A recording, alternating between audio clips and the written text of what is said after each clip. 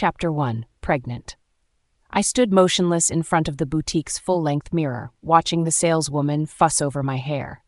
Her nimble fingers curled a few strands of my auburn hair while another assistant made the final adjustments to my ceremonial robe. "You look absolutely breathtaking, Miss Winters," the saleswoman gushed, stepping back to admire her work. The robe was objectively beautiful, white silk with diamonds meticulously sewn along the neckline and sleeves, catching the light with every slight movement. It draped over my figure perfectly, as it should for the astronomical price the Winters Pack had paid for it. But all I felt was the fabric tightening around me like shackles. "Is something wrong with the fit?" the assistant asked, noticing my discomfort. "It's fine," I replied automatically, the lie sliding easily from my lips after years of practice. My emerald eyes stared back at me in the mirror, betraying none of the turmoil inside. This bonding ceremony was meant to symbolize my union with Alexander Amber, the alpha heir to the Northern Territories. A strategic alliance between the Northern and Winters Packs, sealed through mating bonds. Politics wrapped in white silk and diamonds. I couldn't help but think of another man, tall, with piercing blue eyes that seemed to see through all my defenses. Roman, my foster brother, who used to keep me warm when I was cold and care for me when I was abandoned. And the man I could never have, I thought grimly, wondering how he was doing now. My phone buzzed in my purse, temporarily freeing me from my thoughts. "I need to take this," I told the saleswoman, stepping away from her hands. Emma's name flashed across the screen. My best friend rarely called during working hours at the treatment center, so I immediately answered. "Emma? What's wrong?" Her voice came through breathless and urgent. "Scarlett, you won't believe this. I just saw Alexander and Grace at the treatment center." My spine stiffened. "Grace is back from Europe?"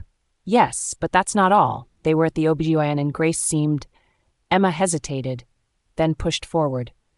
"Scarlett, she's pregnant with his child." I heard them discussing it. The world around me grew silent. The boutique, with its expensive fabrics and glittering accessories, faded from my awareness. Emma's words pierced through my heart like a silver dagger. "Are you sure?" My voice sounded distant to my own ears. "Positive. I'm so sorry, Scarlett. I thought you should know before. Thank you for telling me." I cut her off, not wanting to hear more. I hung up and stood perfectly still for exactly 3 seconds. Then, with deliberate movements, I reached for the clasps of the ceremonial robe. "Miss Winters? We still need to finalize the—" I tore the robe off my body, not caring about the delicate stitching or precious stones. The fabric made a satisfying ripping sound as I pulled it free and threw it to the floor. The saleswoman gasped. "Miss Winters, that robe is worth—" "Bill it to Alexander Amber," I said coldly, already pulling on my regular clothes. "He can afford it." My phone rang again. Alexander's name flashed on the screen. I answered, not bothering with pleasantries. "What?" His voice came through, commanding and haughty as always. "My office, now." "Is that an order, Alexander?" I asked sweetly, venom lacing my tone. "Don't test me today, Scarlett. Just get here." He hung up. A sneer formed at the corner of my mouth as I stared at the phone. Inside my head, my wolf Cora growled with rage. "He dares to command us?" she snarled. "After betraying our trust?" "Not for much longer," I promised her silently. I gathered my belongings, leaving the ruined ceremonial robe in a heap on the boutique floor. The diamond-studded fabric looked like scattered stars against the dark carpet, a fitting metaphor for my shattered engagement. As I drove to Alexander's office, Cora continued to pace angrily in my mind. "We were never fated mates," she reminded me, her fury building. "Just a political match. We agreed to this union for the benefit of the Winters Pack." "And now he's betrayed us with Grace," I said aloud, gripping the steering wheel tighter. "My adopted sister, that bitch." Grace Winters, my adopted sister, the daughter of the alpha who replaced me for so many years, was sent to Europe 3 years ago. She's the one Alexander always dreamed of marrying. "Today we end this farce," I told Cora firmly. Half an hour later, I strode through the Amber Pack's main building, my heels clicking purposefully against the marble floor. Pack members scurried out of my path, sensing my barely controlled rage. Alexander's assistant jumped to her feet when I approached. "Miss Winters," He's expecting you, but—" I pushed past her, throwing open his office door without knocking. Alexander sat reclined behind his massive oak desk, looking every bit the arrogant alpha heir he was. His black hair was perfectly styled, his expensive suit immaculate. The office reeked of his signature cologne, mixed with something else, cigarette smoke. "Scarlett, you're late," he began, condescension dripping from every word. I remained silent, closing the door behind me. Alexander reached for a cigarette, lighting it despite knowing how much I detested the smell, a small but deliberate show of disrespect. "Grace is back," he continued, exhaling smoke in my direction. "She's sick with silver poisoning and she needs me." I arched an eyebrow. "Silver poisoning? How unfortunate." "It's serious," Alexander snapped. She requires constant care." He pushed a document on his desk at me. "I suggest postponing our partner bonding ceremony. Grace's condition requires my full attention. Of course, this is only a stopgap measure." I approached his desk slowly, eyeing the postponement papers. With deliberate calm, I picked them up, examining the contents briefly. "Postponement?" My voice was as cold as winter frost. I tore the papers in half, then quarters, letting the pieces flutter onto his desk. Alexander's eyes widened. "What the hell do you think you're doing?" "It's not necessary," I said, stepping closer until my hands rested on his desk. "Let's just break off the engagement now." "Have you lost your mind?" Alexander stood abruptly, his chair rolling back. "This union has been planned for years. Our packs will survive," I cut in, and I'm thinking more clearly than I have in months. Alexander's face darkened with anger. "You're talking crazy. This is about Grace, isn't it? You've always been jealous of her." A laugh escaped me, sharp and without humor. "Jealous? Of your pregnant mistress? I think not."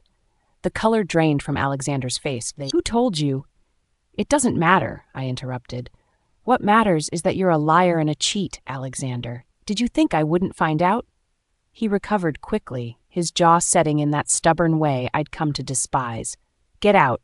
Go cool off somewhere and think about what you're throwing away." "There's nothing to think about," I replied. "We're done." I turned toward the door, feeling lighter with each step. Behind me, Alexander called out, "This isn't over, Scarlett. You can't just walk away from this arrangement." I paused with my hand on the doorknob, looking over my shoulder. "Watch me." I slammed the door behind me, the sound echoing through the hallway. Several secretaries stood in the corridor, pretending to work but obviously eavesdropping. As I walked past, their whispers reached my sensitive ears. I knew she couldn't keep him satisfied. Grace has always been his true choice for Luna. No wonder he strayed. Have you seen her temper? Winters' pack would prefer to have their biological daughters joined in marriage, but everyone knows that Alexander only wants Grace. I stopped walking. The whispering immediately ceased as they realized I had heard everything. Slowly, I turned to face them. The wolves lowered their gazes, but I could still sense their disdain. One female secretary, Melissa I recalled, seemed particularly smug, a small smile playing at her lips. I walked over to her. Melissa tried to back away, but I was faster. I reached out and cupped her chin, forcing her to meet my gaze. My voice was low and deadly. "You can make fun of me all you want here, but don't forget that your alphas aren't the only ones with teeth." I slapped her face dismissively, then let my fingers trail along the veins in her neck, a subtle threat that even the dimmest wolf couldn't misinterpret. Melissa trembled. Her earlier bravado evaporating, I released her and straightened my spine, holding my head high as I walked away. Each wolf I passed bowed their head instinctively. The sound of my heels on marble, the only noise in the now silent corridor. I had nothing to fear. I had nothing to lose. It was time to go to my office, gather my belongings, and begin the next chapter of my life. As for Alexander, the dumbass, tell him to f*** off. Chapter 2. Cancel the engagement. Scarlett's. I walked into my office and slammed the door so hard the frame rattled. The sound echoed in the small space, thundering against my heartbeat. "That arrogant, cheating bastard," Cora snarled inside my head. I felt my fingernails elongate into razor-sharp wolf claws, the transformation unstoppable as rage coursed through my veins. With a swift, violent motion, I dragged my claws across the ornate mahogany desk, leaving deep gouges in the expensive wood. The destruction felt good, necessary. "He thinks he can just postpone our ceremony like it's some inconvenient business meeting," Cora continued her tirade, "and smoking in his office when he knows you hate it, deliberately disrespecting us." I took several deep breaths, trying to calm my wolf. The last thing I needed was to shift in the middle of the Amber Pack headquarters. "I know, Cora," I whispered aloud, "but we're free now." My wolf huffed, still restless beneath my skin. We were never meant to be with him anyway. Not our fated mate. Never was. She was right. From the beginning, Cora had resisted the arranged marriage. She'd fought me every step of the way, making it clear that Alexander wasn't meant for us. Wolves know their true mates instinctively, and Alexander had never triggered that recognition. I moved to the bookshelf, pulling down the few personal items I kept in this office. A photo of Emma and me at graduation, a small carved wolf that Roman had given me years ago, a few reference books on herbal medicine I couldn't risk leaving behind. "Good," Cora approved as I began emptying the desk drawers. "Leave nothing behind." I was halfway through packing when the door burst open without warning. Alexander stood in the doorway, his eyes widening slightly as he took in the sight of me gathering my belongings. The scratches on the desk didn't escape his notice either. "What the hell are you doing?" he demanded, closing the door behind him. I didn't bother looking up. "What does it look like?" Alexander approached the desk slowly, his expression shifting from anger to forced composure. He straightened his tie, a nervous habit I'd noticed over our 2 years of engagement.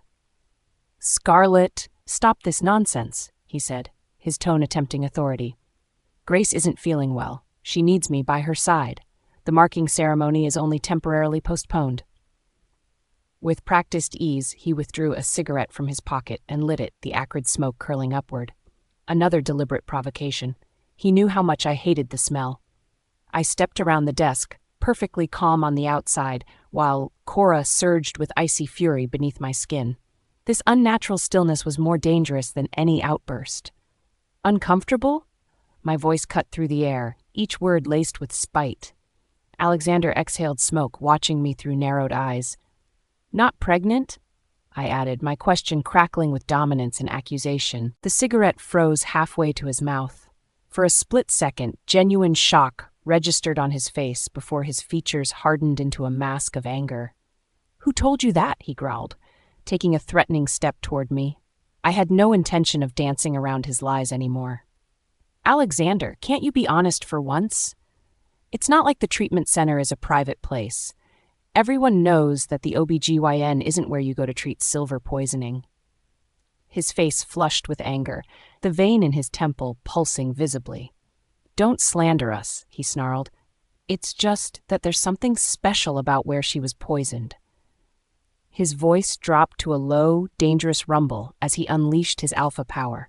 The energy rolled through the room like a physical wave, designed to overwhelm me, to force submission. It washed over me ineffectively. What Alexander didn't know, what almost no one knew, was that I was immune to alpha commands. No alpha power could force me to submit, not since I was 13 years old. Normally, to avoid trouble, I'd pretend to be as oppressed by his power as anyone else, but today I didn't want to pretend anymore. I looked at him with undisguised contempt. "So what? Alexander, we both understand that you won't let go of her." "That's not true," he protested sharply. "When she recovers, I will." My cold laugh cut him off mid-sentence. "You will what? Send her away? Place her elsewhere? And then I shall thankfully ask you to mark me?" I refused to let him finish, my eyes flashing with anger as I bared my teeth. My claws extended fully, catching the light. "Honestly, I don't care about this marriage, and I don't care about you," I spat, venom in every word. "We were a political match to begin with, so this is the end of it. You go back to Grace." The words fell like stones in the silent room. Alexander stared at me, disbelief mingling with his anger. He was increasing his alpha power, his confusion growing as it failed to silence me or bring me to my knees. "You can't just walk away from this," he started, but I was already moving past him. In one swift motion, I reached out and yanked the cigarette from between his lips. And by the way, I added, crushing the cigarette between my fingers, don't smoke in front of me, you stupid ass. I've put up with you for far too long. I tossed the mangled cigarette into the trash and grabbed my bag of belongings. Alexander grabbed my arm, his grip tight. It's not over, Scarlett. You think it's over? Your pack needs our union. I stared at his hand and shook him off as hard as I could. That would require my dear parents to find another solution. I'm not their solution anymore. Without another word, I strode toward the door, leaving him standing in my former office. The hallway outside was bustling with activity, though it quieted noticeably as I emerged. Neither of us had curbed our voices earlier, and it was obvious that they had all heard the content of our argument. I was nearly to the elevators when Melissa stepped directly into my path. The same secretary who had mocked me earlier now stood with her chin raised, false confidence in her stance. Miss Winters, she said loudly enough for others to hear, you can't just walk away. You can't be disrespectful to the heir to the Alpha King like this. I laughed dismissively, the sound echoing in the suddenly quiet hallway. He's your alpha, not mine. Get out of my way. Melissa didn't budge. Instead, she crossed her arms and continued. This is why you're not fit to be Luna. A true Luna would be gentle, generous, would care for all pack members. Several onlookers nodded in agreement, emboldened by Melissa's public challenge. Unlike Grace, someone murmured from the side, she has a natural grace about her. Cora snarled in my mind, show them what happens when they block our path. Without warning, I raised my foot and struck Melissa quickly and directly in the crook of her knee. The precise blow caused her leg to collapse immediately, and she fell straight to her knees, letting out a startled gasp. I told you to get out of my way, I said calmly, looking down at her. You think I'm happy to be his Luna? Ridiculous. I raised my eyes to scan the office area, making eye contact with each wolf who dared to meet my gaze. Most looked away quickly. I suggest you all work hard and mind your own business, I announced to the room. Your alpha have plenty of problems to solve without you adding to them. Without waiting for a response, I stepped around Melissa's kneeling form and continued toward the front doors. No one else tried to stop me. As I pushed through the heavy glass doors into the afternoon sunlight, I felt a weight lifting from my shoulders. The air smelled sweeter, the colors around me seemed brighter. For the first time in months, possibly years, I was making my own choice. Freedom, Cora purred in satisfaction. Finally. I nodded in silent agreement as I walked to my car. The engagement that was weighing me down like a shackle was finally broken, though I knew it wasn't going to end that easily. Chapter 3. Sever every tie. I stretched and was enjoying the free sunshine when a familiar sleek black SUV pulled up in front of me. The tinted windows rolled down to reveal Jason Reed, Alexandria's beta, sitting behind the wheel. My stomach clenched as the passenger door opened. Grace Winter stepped out, moving with a deliberately fragile grace that made my teeth ache. Despite her supposed silver poisoning, she looked immaculate, her platinum blonde hair cascaded in perfect waves, her designer outfit complementing her willowy figure. The pack members in the yard froze, their attention instantly captured by her arrival. It was like watching moths drawn to a flame. Grace, one of the office staff called out, rushing forward. You're back from Europe. Grace's pale blue eyes sparkled with pure joy. I'm back, darling. I missed you all, she cooed, her voice sweet as syrup. From her oversized purse, she began producing beautifully wrapped packages, handing them out to every wolf who approached. Just a few trinkets from my travels, she said modestly, though the packages were clearly expensive. I curled my lip in disgust as I watched their eager reactions. Pack members who had just witnessed my confrontation with Alexander were now fawning over Grace like she was already their Luna. Always the same performance, Cora growled within me. The fragile princess bestowing gifts upon her adoring subjects.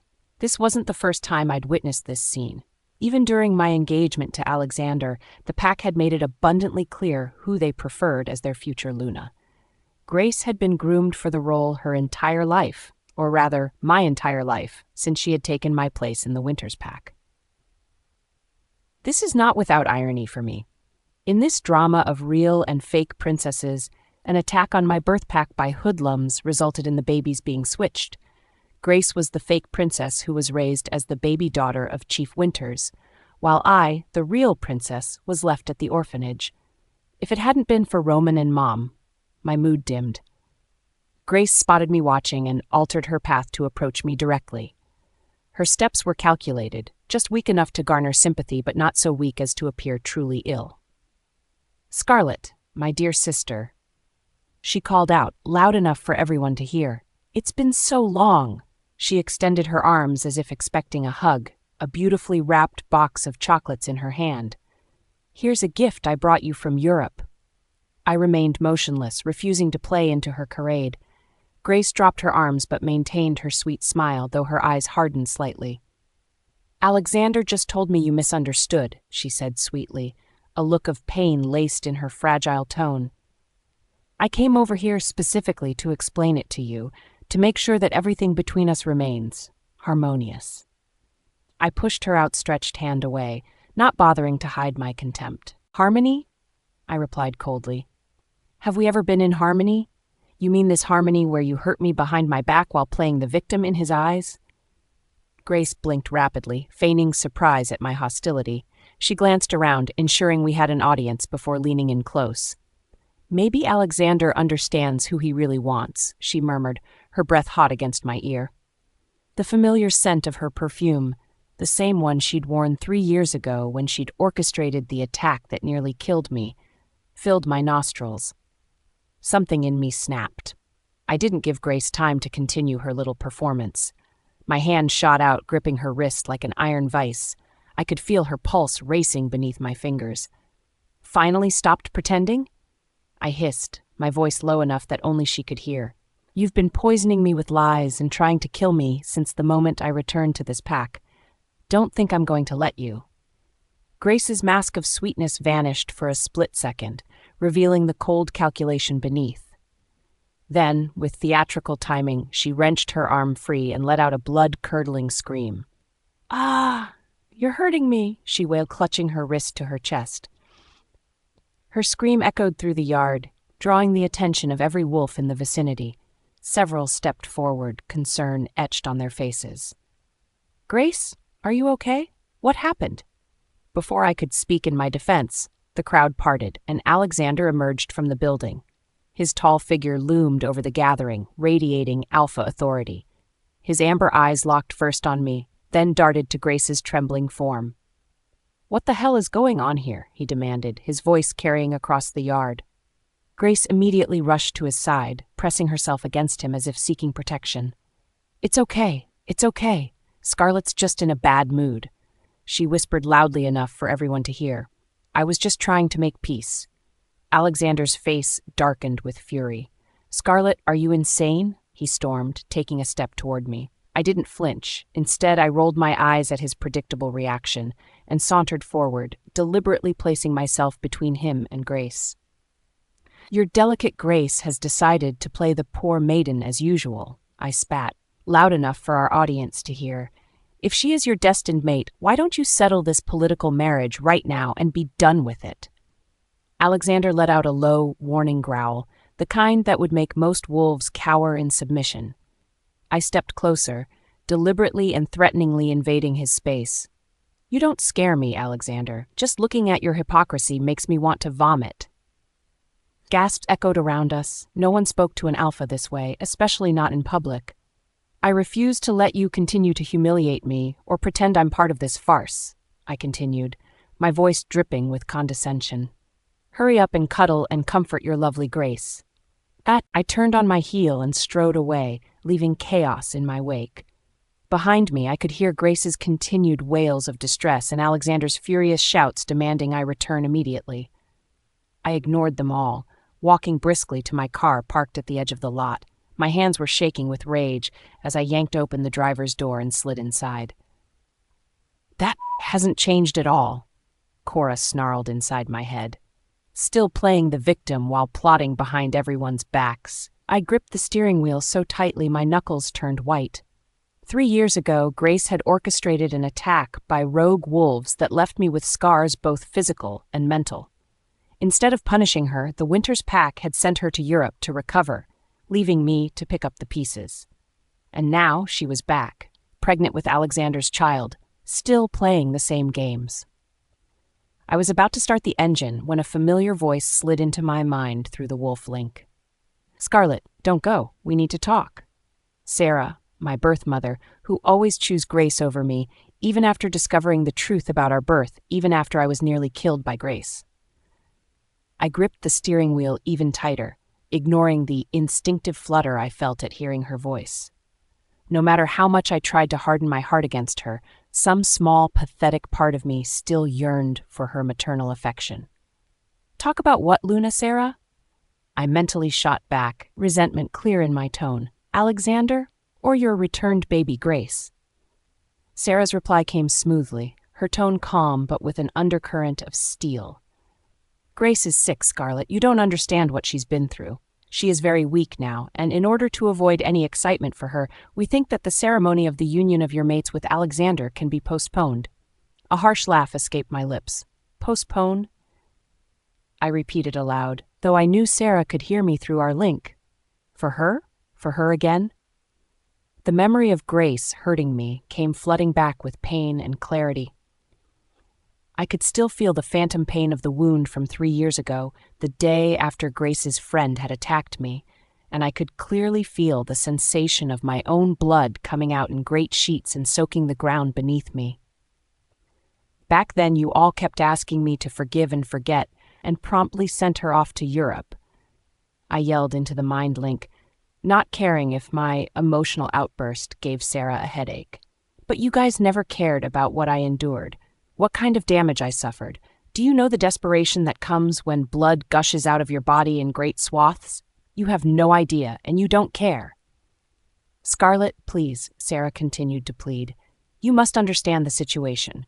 Grace is truly ill this time. The silver poisoning is affecting her ability to shift. She needs Alexander." "In that case," I cut her off coldly, "you guys just let her fulfill her engagement to Alexander and leave me out of it." With that final thought, I severed the mind link, slamming mental barriers into place with such force that I knew Sarah would feel the rejection physically. I slammed the steering wheel hard. Running away now would solve nothing.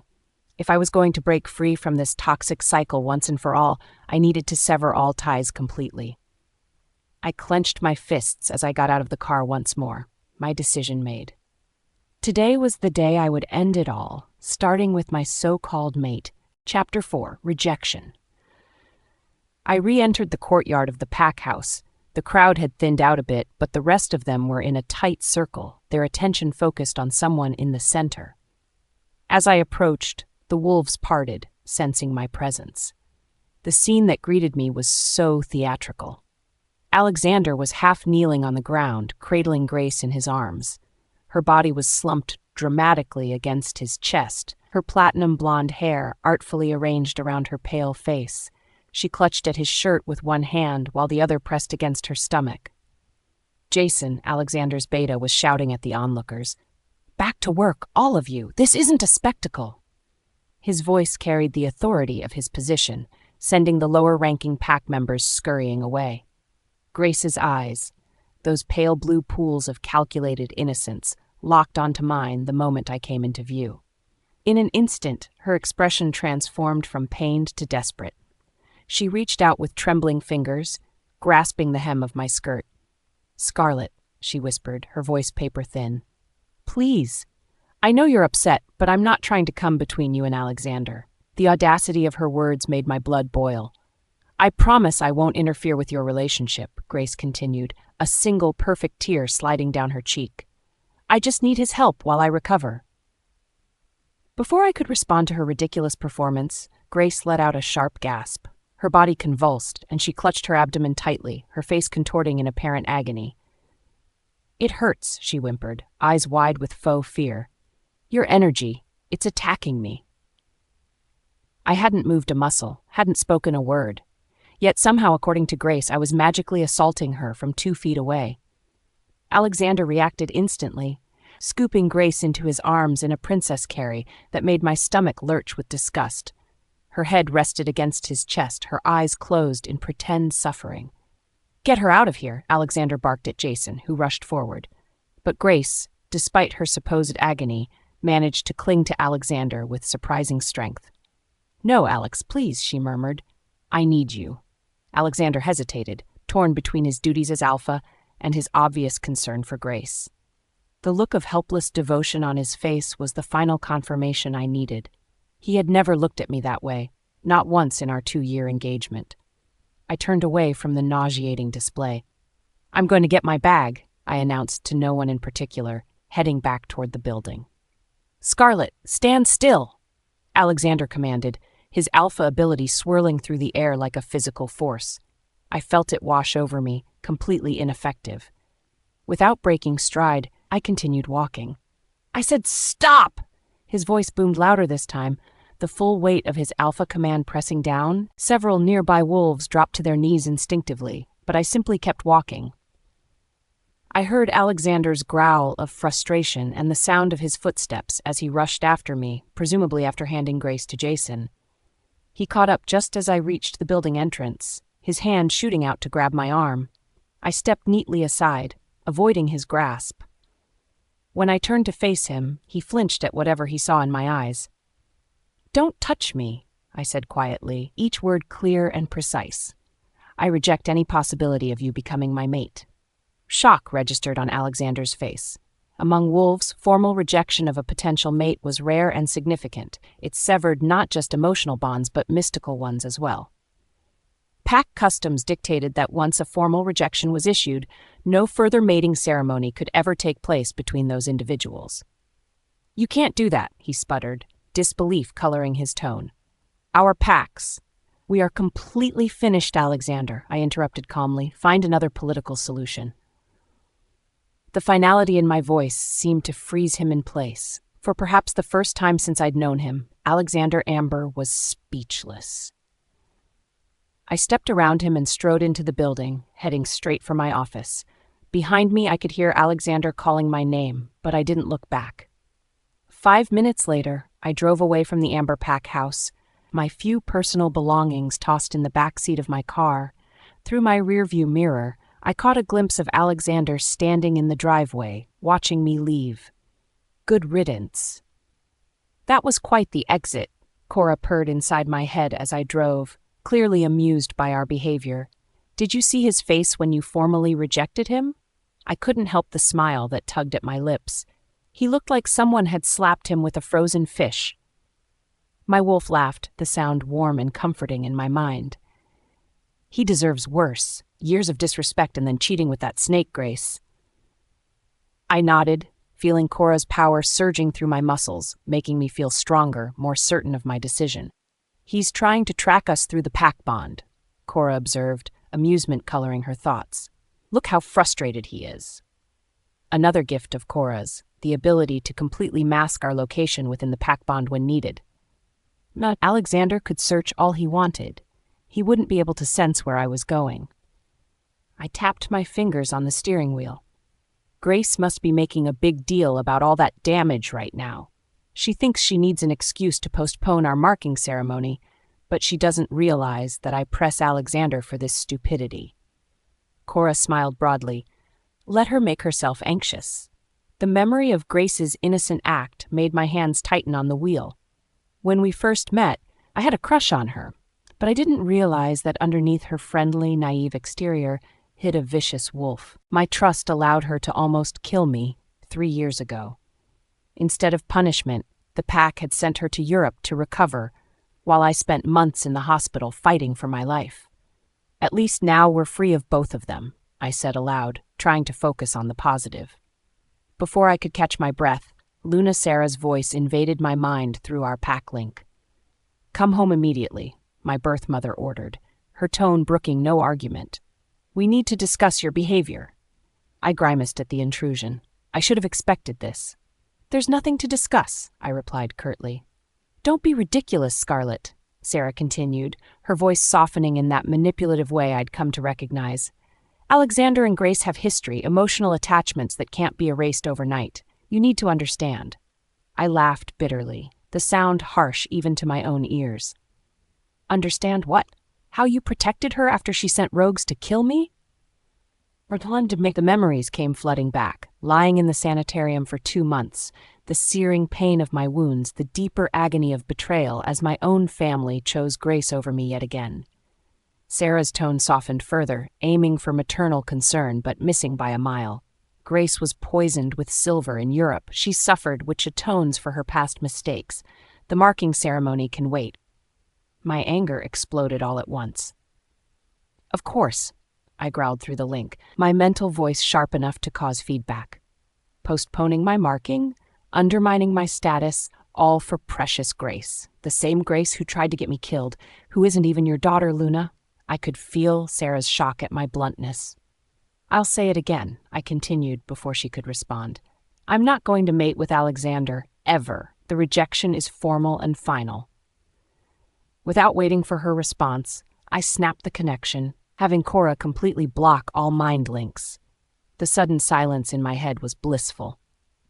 I pulled over at the border of Winters' territory, needing a moment to collect myself.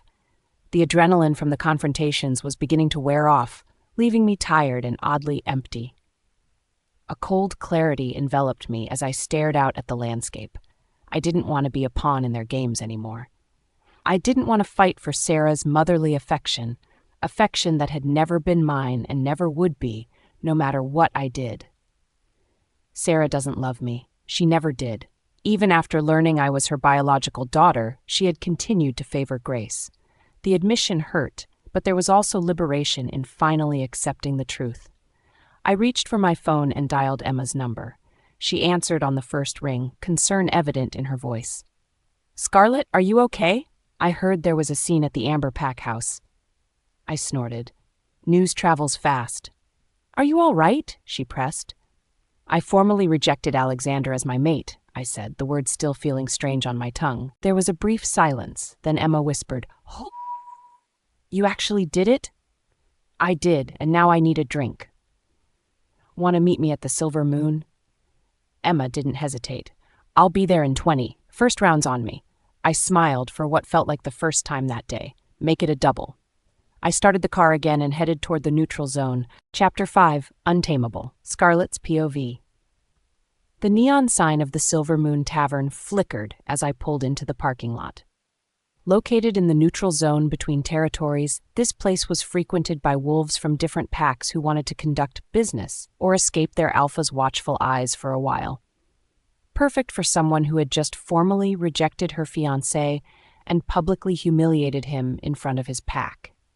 I spotted Emma immediately as I walked through the entrance. Emma had her dark hair pulled back in a messy bun, her keen eyes scanning the crowd. When she caught sight of me, her expression morphed from concern to surprise. "Scarlett!" She rushed over, embracing me tightly before pulling back to examine me. "You look completely fine?" I shrugged. "Why wouldn't I be?" Emma's eyes widened as they fixed on my beige coat. "Is that blood?" I glanced down casually at the small red spatter on my sleeve. I hadn't even noticed it during my dramatic exit. I guess it is." I ran my finger over the stain. "Not mine, though." "Not yours?" Emma's voice rose an octave. "Then whose is it?" I gave her a small, satisfied smile. "Probably Grace's or Alexander's. Things got a bit physical on my way out." Emma's jaw dropped. "You physically confronted the alpha heir and his pregnant mistress? Are you insane?" "Possibly." I couldn't help the smirk that formed on my lips. "You should have seen Alexander's face when I formally rejected him." Emma stared at me for a long moment before breaking into incredulous laughter. "I can't believe you actually did it." Her eyes sparkled with admiration. "I thought I'd find you crying into your wine glass, but here you are looking like you just won the lottery." I ran a hand through my hair. I feel like I did. Finally, free of that arrogant ass and his scheming sister. Emma shook her head, still reeling from my surprising demeanor. "I have to say, you really surprised me, my dear. You know Alexander isn't just any wolf. He's the alpha heir, eh? And Grace. We all know what she's capable of."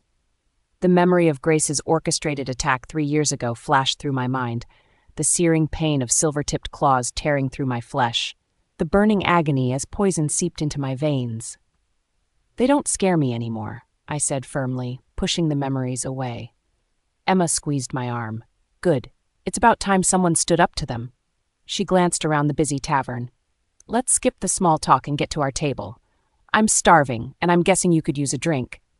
Make it a double, I agreed, following her through the crowded room. The silver moon was packed tonight, filled with wolves from various packs mingling together. A few heads turned as we passed, whispers following in our wake. News traveled fast in the wolf community. We settled into a corner booth, far enough from other patrons to have a private conversation. Emma flagged down a waitress and ordered us both whiskeys and steaks. Medium rare for me, I specified. When our meals arrived, I found myself struggling with the tough cut of meat. My knife scraped against the plate as I attempted to slice through the overcooked steak. This is ridiculous, I muttered, setting down my utensils in frustration. I prefer rabbit anyway, something I can tear into with my teeth. Emma chuckled. I'll take you to my favorite rabbit roast next time. Sorry about this place. Your message was so urgent I didn't have time to make reservations anywhere better. It's fine. I took a long sip of whiskey, savoring the burn as it slid down my throat. The alcohol makes up for the disappointing food. Emma leaned forward, lowering her voice. So what's your next move? Alexander isn't going to let this go easily? I didn't hesitate. I'm going to officially cancel the marking ceremony. I want you to spread the word to all the packs. Emma nearly choked on her drink. You're serious? Did the Winter Pack and Amber Pack agree to this? I smiled coldly. I don't need their agreement. The decision is mine. Scarlett. Emma's voice held a note of warning. This isn't just about you and Alexander. This is about politics between two major packs. I shrugged, unconcerned. Then they can find another political solution. I'm done being their bargaining chip. Emma sat back, studying me with newfound respect. You've changed. A year ago, you wouldn't have dared defy both packs like this. She was right. For years, I had been desperately seeking approval, especially from my birth parents who had chosen Grace over me even after discovering the truth about our switched identities. I've wasted enough time trying to be what they wanted, I said, my voice hardening. Look where that got me, engaged to a man who cheated on me with my adopted sister, the same woman who tried to have me killed. Emma nodded slowly. I remember when they first arranged the mating. Her words transported me back to that time. After Grace orchestrated the rogue attack that nearly killed me, there had been a brief moment when it seemed justice might prevail. Alexander had appeared to take my side, condemning Grace's actions. I had been so pathetically grateful for his support that I'd agreed when the Winter Pack suggested a mating bond between us. The alliance would strengthen both packs, they said. It would stabilize my position within the Winter Pack, they promised. What a fool I'd been. Alexander never meant to see Grace punished, I said bitterly. He was playing politics, making sure the arrangement went through while protecting her at the same time. Emma's expression darkened with anger. That two-faced bastard, I never trusted him. Well, now he can have Grace with my blessing, I replied, draining my glass. They deserve each other. Emma hesitated, then asked carefully, Why did you go along with it for so long, Scarlett? You even participated in the preparations for the marking ceremony. The question struck deep. I couldn't tell Emma the real reason, how desperately lonely I'd been after leaving Roman and my adoptive mother, how I'd craved belonging and acceptance from my birth family, even knowing they would never truly love me as they loved Grace. Instead, I deflected. It doesn't matter now. What matters is ending this farce completely. Emma nodded, accepting my non-answer. What can I do to help? Post about Alexander and Grace's visit to the hospital on the pack forums, I said. Make it clear they were there for a gynecological appointment, not for silver poisoning treatment. Emma's eyes lit up with mischievous determination. Consider it done. She pulled out her phone and began typing rapidly. As an apprentice pack healer, Emma had credibility within the medical community. Combined with her popularity among younger pack members, her posts on the forums would spread like wildfire. I'm not just posting about their hospital visit, she informed me, fingers flying across the screen. I'm also announcing your decision to cancel the marking ceremony. I smiled approvingly. Perfect. Within 30 minutes, Emma had created a detailed post, complete with the exact time Alexander and Grace had visited the OBGYN. She even mentioned how they'd been discussing pregnancy symptoms with the doctor. "And posted," she said triumphantly. Almost immediately, her phone began buzzing with notifications. "Wow, it's blowing up," Emma said, scrolling through the responses. "People are shocked, but not that surprised, if that makes sense. Apparently there have been rumors about Alexander and Grace for months." "Of course there have been," I scoffed. "They were probably sleeping together the entire time I was planning the marking ceremony." My phone suddenly vibrated in my pocket. I pulled it out to see Alexander's name flashing on the screen. I showed it to Emma, who raised her eyebrows. "That was fast," I answered, putting the phone on speaker so Emma could hear. "What do you want, Alexander?" I asked coldly. "What the f*** do you think you're doing?" His voice thundered through the speaker, loud enough to make nearby patrons turn their heads. "Speaking publicly about my decision," I replied calmly. "Is there a problem?" "You had no right," he began, but I cut him off. "I had every right. I formally rejected you as my mate. The marking ceremony is cancelled." His breathing became heavy, a sure sign he was struggling to control his temper. "You're making a serious mistake, Scarlett, if you think you can humiliate me like this." "I already have," I interrupted again, "and there's nothing you can do about it." Alexander's voice dropped to a dangerous growl. "If you don't come home right now and fix this mess, I'll kick your apartment door down and trash the place myself." Emma's eyes widened at the threat, but I remained unfazed. "Try it," I challenged. "Give me one more reason to file a formal complaint against you with the Pack Council." There was a moment of stunned silence before Alexander exploded. "This isn't over, Scarlett. You think you can just walk away? I will destroy everything you care about." I hung up without responding and turned to Emma, who looked both shocked and impressed. "Well," she said, raising her glass in a toast, "here's to burning bridges spectacularly." I clinked my glass against hers. "To new beginnings," I replied. Chapter 6, Get Out.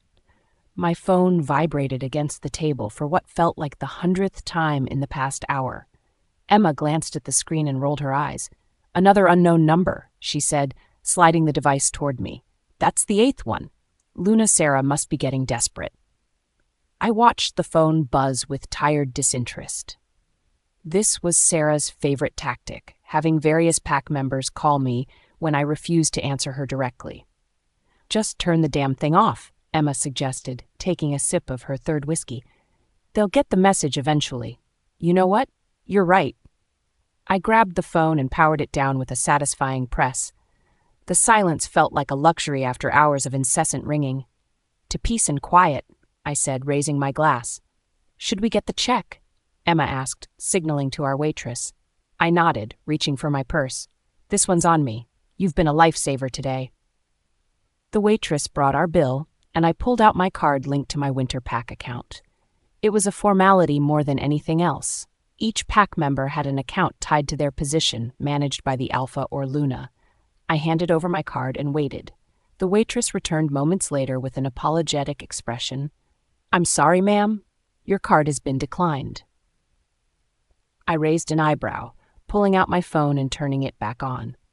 Sure enough, a notification appeared immediately. "Your Pack account has been frozen. Contact Luna Sarah for details." Emma's face flushed with anger. "Are you kidding me? They froze your account?" I slipped the phone back into my pocket with a shrug. "Not the first time." "That's ridiculous. You're a Pack member, their biological daughter, for moon's sake." Emma's voice rose slightly, drawing attention from nearby tables. "And they have the nerve to freeze your funds while Grace, who doesn't even have real Pack blood, probably has unlimited access." "It's fine," I said, keeping my voice level. "It's not fine," Emma insisted, already pulling out her own card. "I'll cover this, and I can transfer some funds from my Healing Apprentice savings if you need." "Don't worry about it," I cut her off gently. "I have my own resources." Emma looked skeptical as she handed her card to the waitress. "What resources? Everything you had was tied to either the Winter Pack or Alexander's connections, wasn't it?" I allowed a small, secretive smile to play at my lips. "Not everything." You're going to have to explain this, Emma said an hour later, standing in the middle of an exclusive boutique in the neutral territory. After paying for our meal at the tavern, I'd suggested we go shopping, partly to celebrate my newfound freedom, partly to prove a point. I ran my fingers over a silk blouse that probably cost more than most wolves made in a week. Explain what? Emma gestured wildly at our surroundings, a high-end shop that catered exclusively to the wolf elite. This! How can you afford to shop here when your pack account is frozen? I smiled and pulled the blouse off the rack, adding it to the growing pile in my arms. I told you I have my own resources, I replied, examining a pair of designer jeans. Emma crossed her arms. You're being deliberately cryptic. Maybe I just enjoy the mystery, I teased. We continued shopping, with Emma begrudgingly selecting a few items for herself after I insisted. When we approached the counter, the pile of clothes, accessories, and even some rare herbal supplies for my collection had grown impressively large. The saleswoman tallied our purchases, her eyes widening at the final amount. That will be $7,142, ma'am. Emma choked slightly beside me. I reached into my purse and pulled out a sleek black card that bore no pack insignia. The saleswoman's eyes brightened with recognition. Of course, Miss Winters. Right away. She processed the transaction without hesitation, handling the unmarked card with noticeable respect. Emma stared at me, her jaw slack. What was that? I slipped the card back into my purse as the saleswoman arranged our purchases in elegant shopping bags. Just a card. That's not just a card, Emma whispered as we collected our bags. That's a black card. They don't give those to just anyone, and they certainly don't come from pack accounts. I shrugged, enjoying her confusion. Like I said, I have my own resources. Once outside the boutique, Emma stopped me with a hand on my arm. Seriously, Scarlett, where did that card come from? Did Alexander give it to you as part of your mating arrangement? Alexander? I nearly laughed at the absurdity. Absolutely not. Then who? Emma pressed. Who would give you that kind of financial freedom? Something must have changed in my expression because Emma's eyes widened with realization. Oh my goddess, it's from someone else, isn't it? Someone important to you. I actually didn't notice I was holding the card at first, but as the memory surfaced, I felt my face involuntarily soften. The look on Roman's face that day when he gave me the card was the only thing I'd been thinking about all these years. It doesn't matter, I said, pushing the memory away and forcing lightness into my tone. What matters is that Luna Sarah's little power play failed spectacularly. Emma clearly wanted to press further, but she recognized my deflection for what it was. Instead, she hefted her shopping bags with a grin. Well, I can't argue with the results. This is the most expensive outfit I've ever owned. We parted ways shortly after, with Emma heading back to the Winters territory, with promises to keep me updated on any pack gossip. I approached my apartment building in the neutral territory with arms loaded with shopping bags. This place had been my sanctuary for the past year, neither in Winters nor Amber territory, but a space that was truly mine. As I rounded the corner to my door, a familiar scent hit my nostrils seconds before I spotted him. Alexander stood leaning against my doorframe, arms crossed over his broad chest. His amber eyes flashed with irritation when he saw me. Finally, he growled, pushing away from the wall. I've been waiting for 2 hours. I raised an eyebrow, continuing toward my door at the same unhurried pace. How unfortunate for you. His gaze dropped to my shopping bags, a sneer forming on his handsome face. Shopping? Really? The entire pack has been trying to reach you, and you've been buying clothes? You seemed busy with Grace, I replied coolly. I didn't want to interrupt your precious time together. Alexander stepped closer, his tall frame blocking my path to the door. Why did you turn off your cell phone? Why did you block the mind link? I met his gaze steadily. It was too loud. I wanted some peace and quiet. His jaw tightened with frustration. This isn't a game, Scarlett. There are consequences to your actions today. Speaking of actions, I said, looking pointedly at my door, didn't you say you were going to trash my apartment? Why haven't you gone in yet? Alexander's nostrils flared with anger. I was giving you the courtesy of facing me first, but clearly you're too insensitive to appreciate that. I laughed, the sound deliberately mocking. How considerate of you. Tell me, do you extend the same courtesy to Grace, or did you rush straight to her side earlier? My words hit their mark. Alexander's anger visibly rose, his control slipping as Mason, his wolf, pushed to the surface. His eyes flashed with alpha power. We need to have a serious conversation about our arrangement, he said, his voice dropping to that commanding tone he used with his subordinates. The Pack Alliance. There is no arrangement anymore, I cut him off. I rejected you publicly, or did you forget that part? I moved to step around him and reach my door, but his hand shot out, gripping my wrist with punishing force. His touch sent a wave of alpha authority through my skin, a power that would have brought most wolves to their knees. But not me. Never me. I looked down at his hand, then up at his face. My voice dropped to an icy whisper. Remove your hand, or I'll remove it for you. You're being unreasonable, he snarled. This affects both our packs. You can't just... I didn't let him finish. Cora's strength flowed through me, and I broke his grip with ease, surprising him with my strength. His eyes widened slightly. He'd always underestimated me physically. When he positioned himself to block my doorway, my patience evaporated completely. With precision born from years of training, I delivered a swift, targeted kick between his legs. Alexander doubled over instantly, a strangled sound escaping his throat. Before he could recover, my hand transformed, wolf claws extending as I slashed across his neck, just deep enough to make my point without causing permanent damage. He stumbled back, hand flying to the wound. It wasn't lethal. Werewolf healing would take care of it within minutes, but the message was clear. I unlocked my door and stepped inside, but Alexander, stubborn as ever, followed me and uninvited. His healing had already stopped the bleeding, though his face remained pale with shock and anger. What the hell are you? Alexander asked, frustration evident in his voice. No wolf can resist an alpha command like you do. No female should have this kind of strength.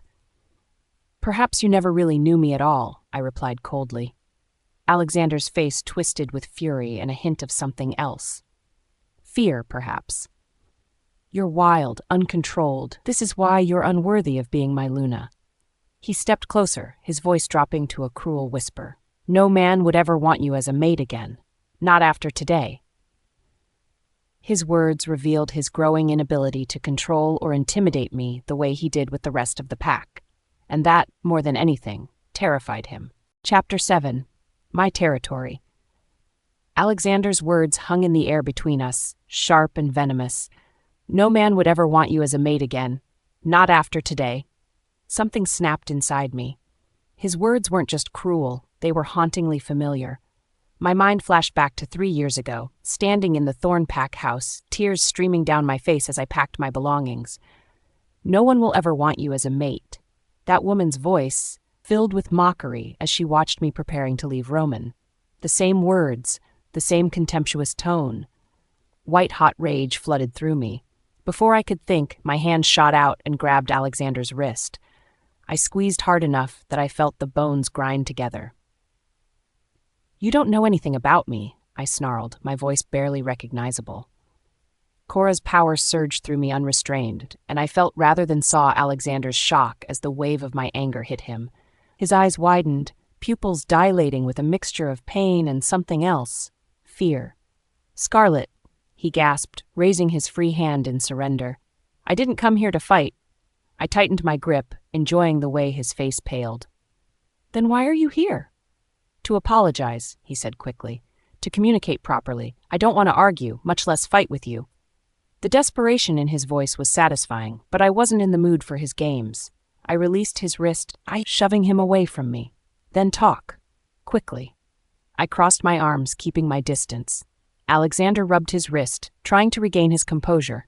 He moved to my couch and sat down, attempting to reclaim some authority through posture. From his pocket, he pulled out an expensive cigar. Don't, I warned as he reached for his lighter. He ignored me, flicking the lighter and bringing the flame toward the cigar. In one swift motion, I crossed the room and snatched it from his hands, crushing it in my palm. The ember burned my skin, but I didn't flinch. This is my place, I said, my voice deadly calm as I dropped the destroyed cigar onto the floor. I call the shots. Smoke again and get out.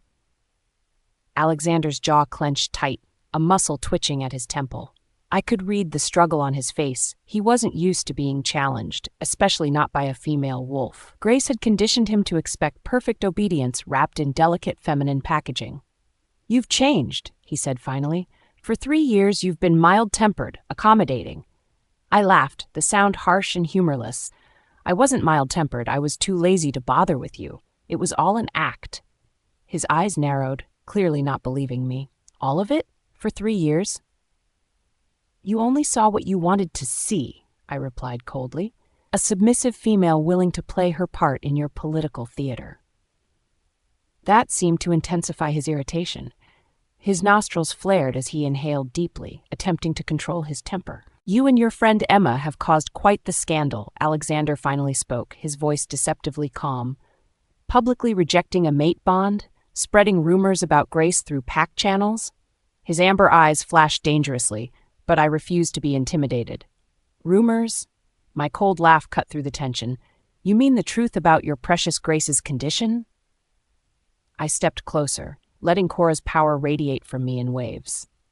Alexander might be physically larger, but in this moment I knew I was the more dangerous predator. "Or were you planning to keep her pregnancy secret while marking me?" I continued, watching his face contort with anger. "Going to juggle 2 mates, Alexander?" His growl reverberated through the room, deep and threatening. To any other wolf, it would have been terrifying, a clear warning from an alpha about to lose control. But I remained unmoved, meeting his gaze steadily. "Don't blame Emma for exposing what you couldn't hide," I said. "If not her, Grace's own pack healer would have revealed it soon enough." The truth in my words only fueled his anger. Alexander surged to his feet, his massive frame towering over me as his alpha power pulsed through the room like a physical force. "You will not speak of Grace that way," he commanded, the full weight of his alpha voice pressing down. He'd forgotten, in his rage, that his alpha voice held no sway over me. It never had. My emerald eyes blazed as Cora's power rose to match his. Our energies collided in the small space of my apartment, creating an almost electrical charge in the air. "I'll speak truth whether you like it or not," I snarled back, not giving an inch. "Your precious Grace, the perfect Luna-to-be, who sent rogues after me 3 years ago. The same Grace you're protecting while trying to force a mate bond with me for political gain." Each word struck like a physical blow. I could see Alexander flinch despite his attempt to maintain control. The truth hurt more than any claw or fang could. "You don't know what you're talking about," he said, but his voice lacked conviction. "Don't I?" I stepped even closer, my face inches from his. "I have the scars to prove it. Silver-tipped claws, Alexander. Do you know what that feels like? To have poison burning through your veins while you bleed out?" His eyes flickered with something. Guilt, perhaps, or shame. Good. He should feel both. "Grace was punished," he said weakly. "She was sent away." "Punished?" I laughed bitterly. "She was sent on a European vacation while I fought for my life in a hospital bed. And now she's back, pregnant with your child, and everyone expects me to just accept it?" The tension between us crackled with unresolved power, neither willing to back down from our position. We stood locked in this silent battle, alpha power against whatever strange force lived within me. Finally, I'd had enough. "I don't think we have anything more to talk about," I said, my voice suddenly tired. "If you don't want me to post on the forums about Grace hiring a rogue wolf to attack me, please leave my house." Alexander looked like he wanted to argue further, but something in my expression must have warned him against it. His shoulders slumped slightly, the first sign of defeat I'd ever seen in him. "This isn't over, Scarlett," he said, moving toward the door. "It is for me," I replied coldly. He paused with his hand on the doorknob, turning to look at me one last time. For a moment, I thought I saw something like regret in his eyes. "You could have been great," he said quietly. "The strongest Luna the Northern Territories had ever seen." I met his gaze without wavering. "I still will be, just not yours." Without another word, Alexander left, the door clicking shut behind him. Only when I was sure he was gone did I allow myself to sink onto the couch, the adrenaline draining from my body. Cora stirred restlessly within me. "He's right about one thing," she murmured in my mind. "We've started a war." "Let them come," I whispered aloud, rubbing absently at the small burn on my palm where I'd crushed Alexander's cigar. "I'm done hiding what I am." My phone buzzed from where I'd tossed it on the coffee table. I glanced at the screen to see Emma's name flashing. "Things are going crazy here," she said when I answered. "Sarah is on a rampage, and Alexander's father is demanding an emergency pack council meeting." I closed my eyes, suddenly exhausted. "Let them rage. I'm not going back." "Are you sure about this, Scarlett?" Emma's voice was concerned. "Once this bridge is fully burned—" "It should have been burned 3 years ago," I said firmly, "when they chose grace over justice." After hanging up, I walked to the window and stared out at the darkening sky. The moon was rising, nearly full. In 2 nights, it would reach its peak, and with it, my power. I thought of Roman, wondering if he ever looked at the same moon and thought of me, of the life we might have had if things had been different. My hand moved to the small crescent birthmark on my shoulder, the mark that identified me as a true daughter of the Winters pack, though few knew its significance. It tingled slightly under my touch, as if responding to my thoughts. Chapter 9. Disregard the Order. The council hall of the Winters pack had always carried a sense of power, but today there was an extra tension, thick like the heat of a storm. I sat quietly in my usual place, deliberately leaning back in my seat, feigning a fragile air. Beneath my calm exterior, I was anything but fragile. Behind my lowered lashes, I assessed the room with care. Sarah, seated beside Marcus at the head of the table, was speaking in her usual commanding tone. Her words fell like hammers, breaking the silence harshly. She hung up on me, just like that, as if I were nothing. Sarah slapped her hand against the oak table for emphasis, her pale face growing flushed with anger. "She didn't even hesitate," Sarah continued, rubbing her temple as if it pained her to admit. "Scarlett's behavior has grown out of control. She openly disregards the order of this pack." I couldn't suppress the faint smile tugging at the corner of my lips, but I turned it into a soft cough, delicate and weak. All eyes shifted toward me, or rather toward the frail appearance I worked so carefully to maintain. "Grace, are you all right?" Sarah asked quickly, her anger evaporating in an instant as she turned toward me. Her hand was warm and firm as she patted my back in comfort. "Yes, Luna Sarah," I murmured softly, offering her a faint, grateful smile. "You're too kind to worry. Please, don't let me distract from what's important." Sarah's concern deepened. She kept her hand on my back as though I might collapse at any moment, her attention torn between me and the issues at hand. "We must do something about Scarlett," she said, her tone sharp again. Daniel, seated near the center of the table, seized the moment. His expression lit with malicious excitement as he leaned forward, his elbows resting on the polished surface of the table. "We need to act immediately," he said, his voice eager. "No more leniency. Revoke her access. Hunting grounds, sacred lands, everything. Cut her off." His suggestion hung in the air like bait, all eyes shifting toward Marcus for approval. I kept my gaze down, appearing quietly distressed, but I listened intently. Another cough escaped my lips, this one louder than before. Sarah immediately turned back to me, her concern intensifying.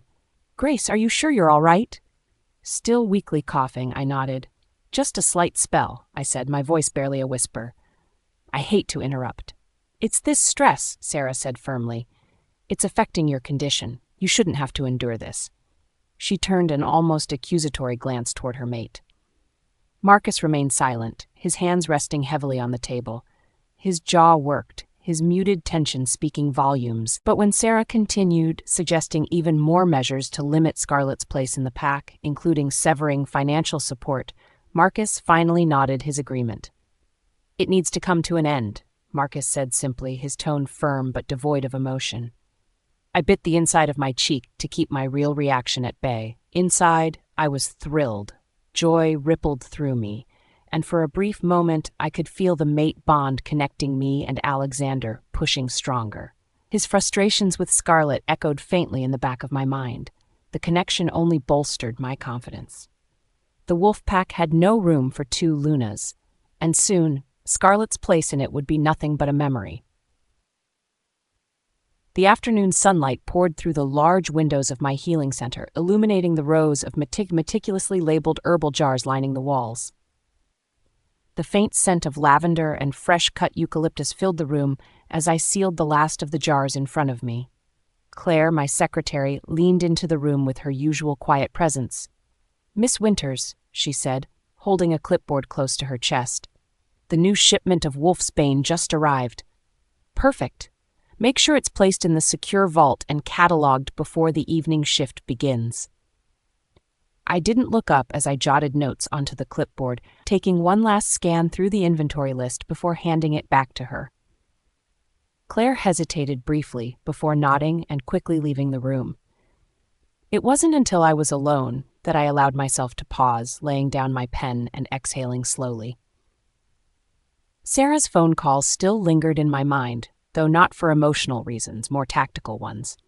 Her threatening tone and domineering bravado hadn't fazed me in the slightest, but it did confirm just how far she was willing to go.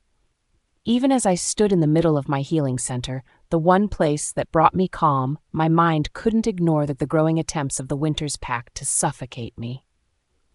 After signing off on the final contracts for the new shipment, I texted Emma, "Silver Moon Tavern, 8 p.m., drinks on me." Driving to the neutral territory where the Silver Moon Tavern sat wasn't far, but it was far enough that the Winters territory faded in my rearview mirror. As I navigated the quiet streets, a flash of movement caught my attention from the side mirror. I glanced again and confirmed what I'd already suspected. The dark sedan had been following me for several blocks now. A small chuckle escaped my lips as I refocused on the road. "Grace's lackeys. Amateur," I muttered under my breath. Driving beyond the well-trafficked main road, I veered down a sharp, unfamiliar turn. The sedan followed. They weren't subtle or particularly skilled. Picking up speed, I led them through a series of narrow alleys and side streets where familiarity was scarce for outsiders.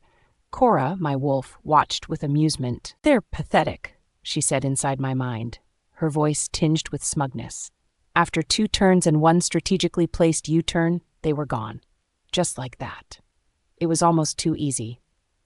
The worn leather seating of the Silver Moon Tavern was a welcome sight after the chaos of the day. Emma was already waiting at our corner booth with 2 glasses of bright amber liquid placed neatly between us. Her dark green sweater matched her vibrant eyes, which immediately flicked over my face as I slid into the seat across from her. "Rough day?" she asked, her tone half joking, but her eyes sharp. "Let's just say Grace's spies aren't exactly subtle," I replied, smirking as I raised the glass to my lips. "Didn't even take me 5 minutes to lose them." "She's getting desperate." Emma leaned in closer, lowering her voice slightly. "But that's not why I've been dying to talk to you. I heard something unusual." I took a sip, raising an eyebrow. "Go on." "Hunter Stone," she began, her tone weighty. "The beta of the Briar Pack. Word is he's been sniffing around healing centers near neutral territories, more importantly, yours." I placed my glass down carefully before leaning back in my seat, adjusting my position. "It's no rumor. He's reached out about a potential business arrangement." Emma's jaw dropped. "Business arrangement? Scarlett, that's not nothing. What does he want with your healing center?" "Herbs," I said simply, though my tone betrayed just a hint of avoidance. Emma wasn't convinced, her sharp eyes narrowing at my vague response. "And nothing else? No ulterior motives?" she pressed. "The Briar Pack is resourceful," I replied smoothly. "They're smart to go where they'll get the best supplies." Emma's sharp gaze analyzed every flick of my expression, and I knew she wasn't buying the veiled explanation. "There's something you're not telling me," she murmured, crossing her arms. "What is it?"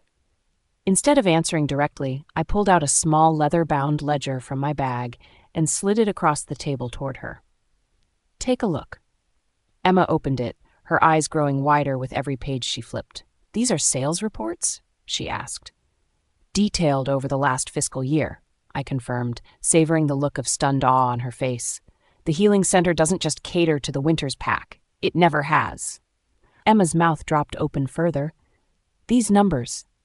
Scarlett, this is—" "It's more than the Winters Pack's entire annual revenue," I interrupted, smirking. "I don't rely on them, or Alexander." Haven't for a long time. Emma sat in her seat, her expression a mix of pride and shock. It took her a moment to find her voice again. The Shadow Clan, she said softly, realization dawning. That's why you've been so untouchable. You're tied to something much larger than the pack. They're one of many, I said, easing into a more casual tone. Wolf's Bane is in high demand, and I make sure we're the best at what we do. Emma exhaled, still reeling. No wonder you don't care about Sarah cutting off your access. You don't need it. She shook her head in admiration before her tone shifted, curious again. But why bring Hunterstone into the mix? What does he want, and why now? The question hung in the air, but my response didn't come. Instead, I took another sip from my drink and simply said, "It's complicated." Emma wasn't satisfied with my answer, and I could see the follow-up questions forming on her lips. Rather than let her press further, I decided to change the subject. "Haven't seen Hazel in a while," I said casually. "Have you?" "Hazel is our common friend, a brilliant healer." Emma blinked at the abrupt shift, but finally went along with it. "Hazel? Oh, goddess, no-go? It's been weeks. She mentioned something about a research breakthrough, but I haven't had time to check in." I nodded, a small smile tugging at my lips. "She's brilliant. A shame we don't see her more often." "Seriously," Emma agreed. Her tense shoulders visibly relaxed as she leaned back in her seat. "Have you heard how her experiments with enchanted hemlock are going?" "No idea," I admitted with genuine curiosity. "We should visit her soon. I'm dying to know what she's cooking up." Emma laughed softly, the sound finally light after our heavier discussion. "You, me, Hazel, proper girls' night, just herbs and endless experiments." Chapter 10. Confrontations and Regrets. Emma's brow furrowed as she leaned forward, her glass of amber liquid untouched in her hand. "Scarlett, there's something I need your help with," she said, her voice low but firm. I raised an eyebrow at her serious tone. "What is it?" I asked, setting my glass down and giving her my full attention. Emma hesitated for a moment, her eyes flickering with worry. She sighed and then spoke. "It's Timothy, my cousin." She bit her lip, looking uncertain. "He's in a really bad way." "Go on," I prompted gently, though my wolf Cora already stirred with interest. Something about Emma's tone made me uneasy. "Timothy's an Omega in the Chase Pack," Emma explained, her hands wrapping around her glass tightly. 3 months ago, he got into some kind of fight with rogues, and they cursed him. I stiffened at that. Curses weren't things to take lightly. Emma swallowed hard and continued. "He can't shift properly anymore. It's like his body gets stuck halfway through, and the pain is unbearable. He even passed out during a training session last week." She looked at me with pleading eyes. "I wouldn't ask if it wasn't serious, Scarlett. I think you're the only person who can really assess what's wrong with him." I leaned back in my seat, tapping my finger against the edge of the glass as I thought. A curse affecting shifting? That's rare. Even advanced healers don't encounter that kind of thing often. "It's more than rare. It's a nightmare," Emma said urgently. "One of the healers suggested some herbs, but nothing worked. Now I've heard whispers about a potion from the Stone Pack. Apparently, they've developed something new." I frowned at that. "You want to try a potion for this?" I hesitated, my natural instincts warning against such quick fixes. "Those things can have side effects, Emma. They don't always work the way you want them to."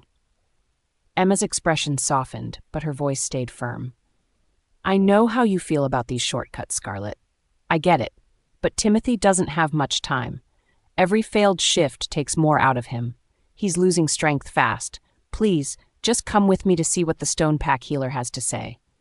Her earnestness gave me pause. Despite my personal reservations, I couldn't turn away from someone who was clearly suffering. "All right," I said after a long moment. "I'll go with you, but don't get your hopes up until we know all the details." Emma's face lit up with relief. "Thank you," she said, her voice breaking slightly. "Seriously, Scarlett, thank you. This means everything to me." "Text me the details," I said as I stood, grabbing my coat. "We'll leave first thing tomorrow." Emma nodded enthusiastically, already pulling out her phone to send me the information. After parting ways with Emma, I drove home in relative silence. But the moment I unlocked my front door, every muscle in my body went rigid. My living room was a disaster. Herbs were scattered across the couch, glass potion bottles were smashed on the floor, and the sharp scent of spilled oils lingered in the air. My wooden coffee table was flipped on its side, and one of my bookshelves had been rifled through, books left in disarray. I stepped inside cautiously, my emerald eyes scanning every corner of the room. Whoever had broken in had searched quickly and carelessly, but they wouldn't find anything important here. All my critical research and rare supplies were locked away securely elsewhere. I crouched down, brushing my fingers over the shards of glass on the floor. The lingering, earthy aroma told me they had spilled a bottle of wolfsbane extract. My lips curled into a cold smile. Amateur. This wasn't a random break-in. Someone was trying to send a message. I let out a low chuckle, standing up and brushing my hands off. Pathetic, I muttered under my breath.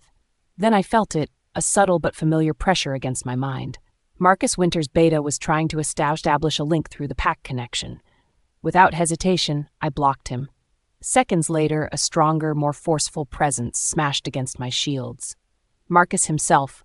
His alpha command radiated power, insistent and heavy like a battering ram against my mental barriers. I didn't falter.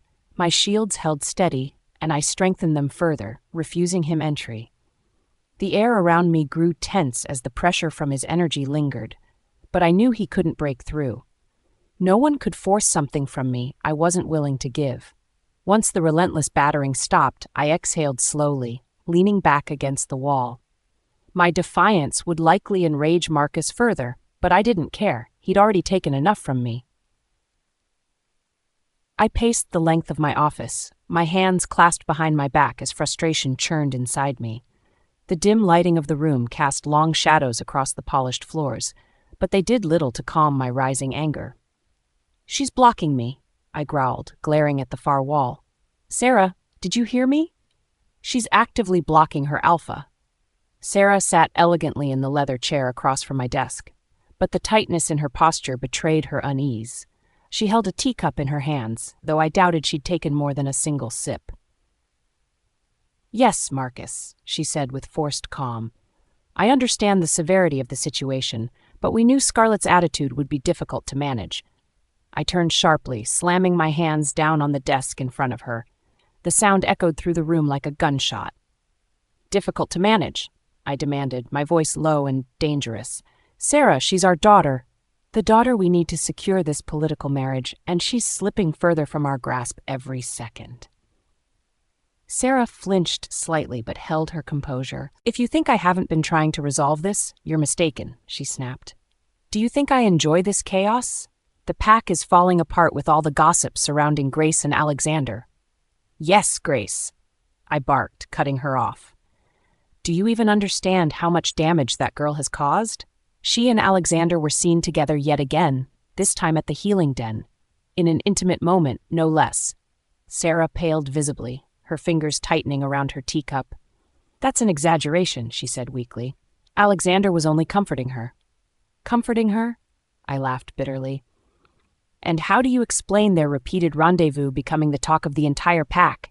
Do you think this will make Scarlett more inclined to play along with our plans? This public display of favoritism is a slap in her face." "Grace is ill," Sarah defended, though her voice lacked conviction. "She needs support. My instincts as a mother—" "She's not our daughter."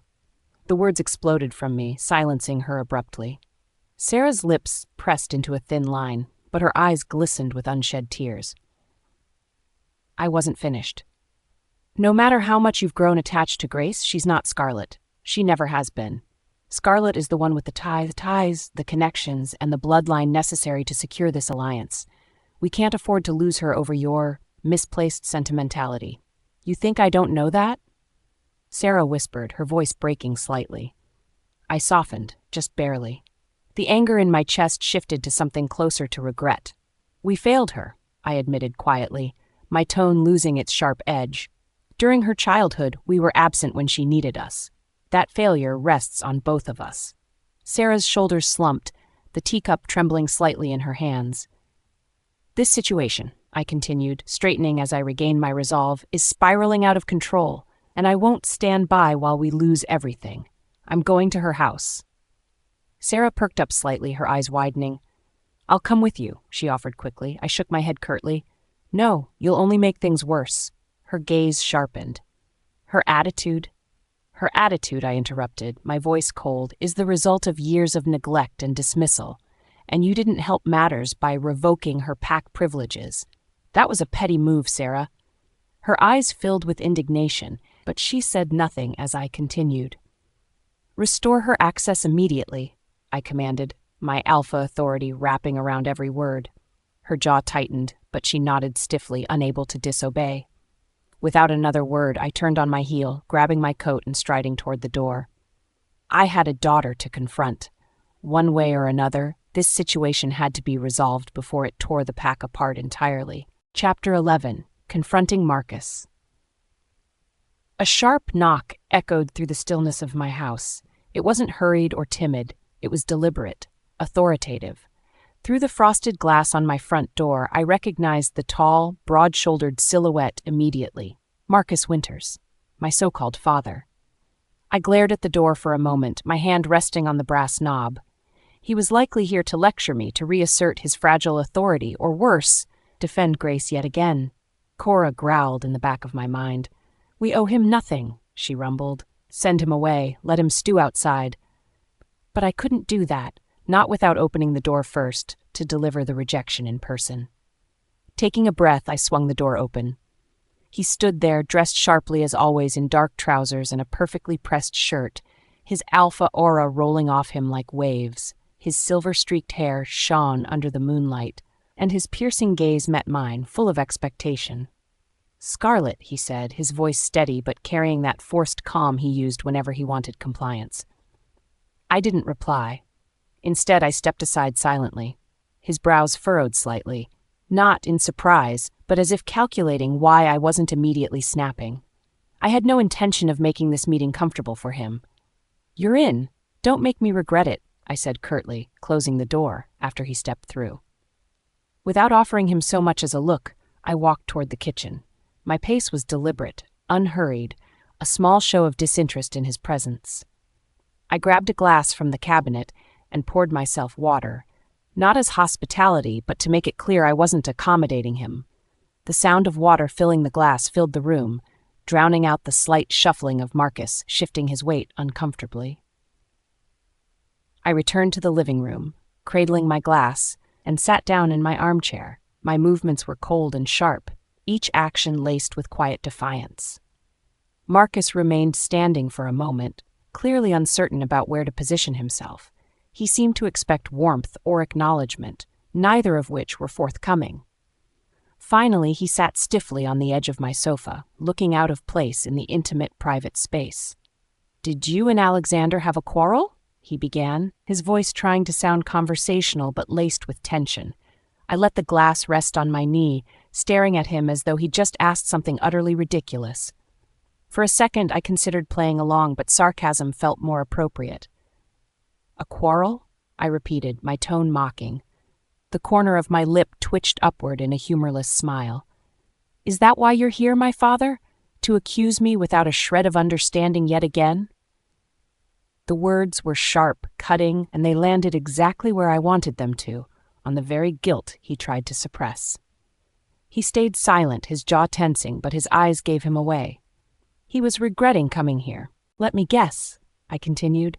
"Grace's sob story reached your ears, and now you're here to ensure your precious Omega daughter doesn't feel slighted?" His expression flickered briefly, an almost imperceptible wince, a tightening of his brow. It was the smallest in his stoic facade, but I caught it. Though he quickly plastered on an unreadable mask, it didn't fool me. I knew Marcus Winters too well. I saw the regret buried in his gaze. Regret he had no right to aim at me. I leaned forward slightly, my tone chilling the room further. "Or did Luna Sarah put you up to this? Sent you to twist my arm with a lecture about duty and respect? Spare me the theatrics." "That's not what this is," he said sharply, his voice finally firm with the authority of an alpha, though I was immune to such commands. His own betrayal softened the edge in his tone. "This isn't about Grace," Marcus insisted, though his refusal to meet my eyes betrayed him. "I came here because—" Because you need something, I cut him off coldly, crossing my arms. Because I serve a political purpose, and you can't afford for me to cut ties completely, can you? The tension in his jaw told me I had hit a nerve. You've changed, he said, his voice quieter now. You weren't always this combative. My lips curved into an icy smile. Maybe that's because I've spent years trying to earn your approval. I watched as the words landed, hitting him like a slap to the face. You realize that severing the mate bond will affect this pack's reputation, he said finally, falling back to his tried-and-true strategy of logic and reason. You know how fragile alliances can be without this marking ceremony, Scarlett. Have you really thought this through? Thought it through? I raised an eyebrow, letting out a dry laugh. Did you ask Alexander if he'd thought it through before he humiliated me in front of his entire pack with Grace clinging to his arm? Marcus visibly stiffened. He opened his mouth to respond, but I held up a hand to silence him. Did you think it through when you revoked my packhouse access the moment I dared to push back against your precious Grace? I stood now, my voice rising. Don't, Marcus growled, his alpha tone slipping. No, I barked back, silencing him with a of my voice so sharp and icy that even Cora hummed with approval. You don't get to play the wise, concerned father now. You made it clear where I stand in your priorities years ago. His fists curled, resting on his knees. The veins in his forearms bulged slightly, betraying his losing grip on his temper. When he finally spoke, his voice was quieter but burning with tension. This isn't about Grace, he said through gritted teeth. This is about the Winters Pack. Our strength. Do you know how much damage you'll do if... This alliance was broken the moment Alexander paraded his true mate in front of me like some weak damsel in distress, I interrupted, taking a step forward. If cutting ties with the Winters Pack is what it takes to avoid betrayal and humiliation, then so be it. Scarlett, Marcus leaped to his feet, towering over me with every ounce of alpha bravado he had. His eyes flashed with anger. But I didn't budge. You don't scare me, Marcus, I said coldly, my emerald eyes locking onto his, and you never will. He looked like he wanted to grab something, to break it just to regain a sense of power. His broad chest rose and fell with sharp breaths as he stared at me, searching for something, anything, that would make me bow. But there was nothing left for him to find. You may be the alpha of the Winters Pack, I said, stepping aside and strolling to the door. But this, whatever bond you think still exists here, it ended the day Grace nearly killed me, and you sent her off to Europe instead of holding her accountable. That's not true, he snapped, but his tone lacked conviction. Isn't it? I threw the door open, my hand gripping the edge tightly. He faltered, the weight of my words finally sinking into his every move. You let her win then, I continued, and you're letting her win now. Stop it, he said, his voice low, though the desperation in it was unmistakable. You think I don't see it? How every decision you've made since discovering your mistake has revolved around Grace? How easily you revoke my privileges to appease your precious fake daughter? Enough, he roared, his voice reverberating with his alpha command. For a moment, his aura surged, his wolf responding instinctively, but it faded as quickly as it came. I didn't flinch. Marcus's shoulders slumped, just ever so slightly. It wasn't defeat exactly, but it was the closest I'd ever seen him to it. Scarlett, he said finally, his voice softer this time. There was almost a pleading edge to it. You're my daughter. Think of how this will make us look as a pack. I tilted my head, scanning him with cold precision. He looked smaller somehow, like the weight of his calculated decisions was catching up to him. But I had no room for pity. You only want me to care now because your reputation is at stake, I said, my voice steady but sharper with each word. For the first time that evening, Marcus looked like he didn't have a response. Standing tall, I nodded toward the open door. Go back to your precious Omega daughter and alpha son-in-law-to-be, Marcus, I said, my tone completely devoid of emotion. Let me worry about myself. He stared at me for a long moment, his lips parted slightly, as though he might say something else. But he didn't. Without another word, he stepped through the door. As the heavy wood clicked shut behind him, the silence that followed was deafening. Cora let out a low, satisfied growl in the back of my mind. Finally, she said, her pride thick in her tone. No more pretending. He knows exactly where we stand. I let out a slow, steadying breath, letting the tension bleed from my limbs. Let him know, I agreed silently. Let them all know. Chapter 12. Run along to your mate. Scarlett's POV. My phone buzzed yet again, rattling noisily on the wooden nightstand beside me. The screen flashed Jason's name, but I didn't bother to pick it up. He wasn't worth the energy. He'd already been calling for hours, trying to worm his way past all the barriers I'd put between myself and Alexander's lot. The calls started simple. Once every hour or so, his tone progressively more urgent with each voicemail. Then Jason began cycling through different numbers, desperate and sloppy in his attempts to reach me. I leaned over, swiped the phone up, and stared at the screen as it buzzed incessantly.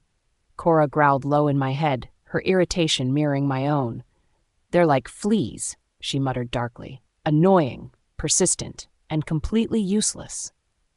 I smirked at the analogy but didn't dignify the call with an answer. Without hesitation, I powered the phone off and tossed it back onto the nightstand. The room flooded with blessed silence. "They can waste their time all they want," I muttered aloud, swinging my legs into bed and settling into the soft warmth of my blankets. "I'm done playing their games." But peace was short-lived. I hadn't even closed my eyes for long when my instincts prickled, skin tightening with the unmistakable sensation of intruding energy. The air itself shifted slightly, carrying with it scents I recognized all too well. Alexander. Jason. I sat up slowly, discarding any remaining drowsiness. My senses sharpened, confirming what I already suspected. They were outside, their presence radiating smug arrogance even from here. Cora stirred, a growl rippling beneath my thoughts. "What is their problem now?" she snarled. That question hung unanswered as the first knock came, hard and demanding, against my door. I knew better than to answer. They wouldn't stop there. The next sound was an all-too-familiar one. Alexander's alpha power pressed viciously against the barrier I'd set around my property. His attempts to force my boundaries were unmistakable, heavy, overbearing. But his efforts were useless. I felt Cora's energy within me flicker to life, melding with my own. The alpha command rolled off me like a faint breeze, unable to penetrate the defenses we'd built. I rose calmly, my head shaking as disdain simmered under my skin. "Foolish," I muttered. Picking up my silver combat staff from its stand near the door, I twirled it once in my grip. The weapon hummed with faint energy, its silver edge gleaming under the dim light, a gift from my true family, the Thorn Pack. I opened the front door slowly, stepping out onto the porch to greet my uninvited guests with icy resolve. Jason stood a little ways back, the calculating beta already flinching at the sight of the staff in my hand.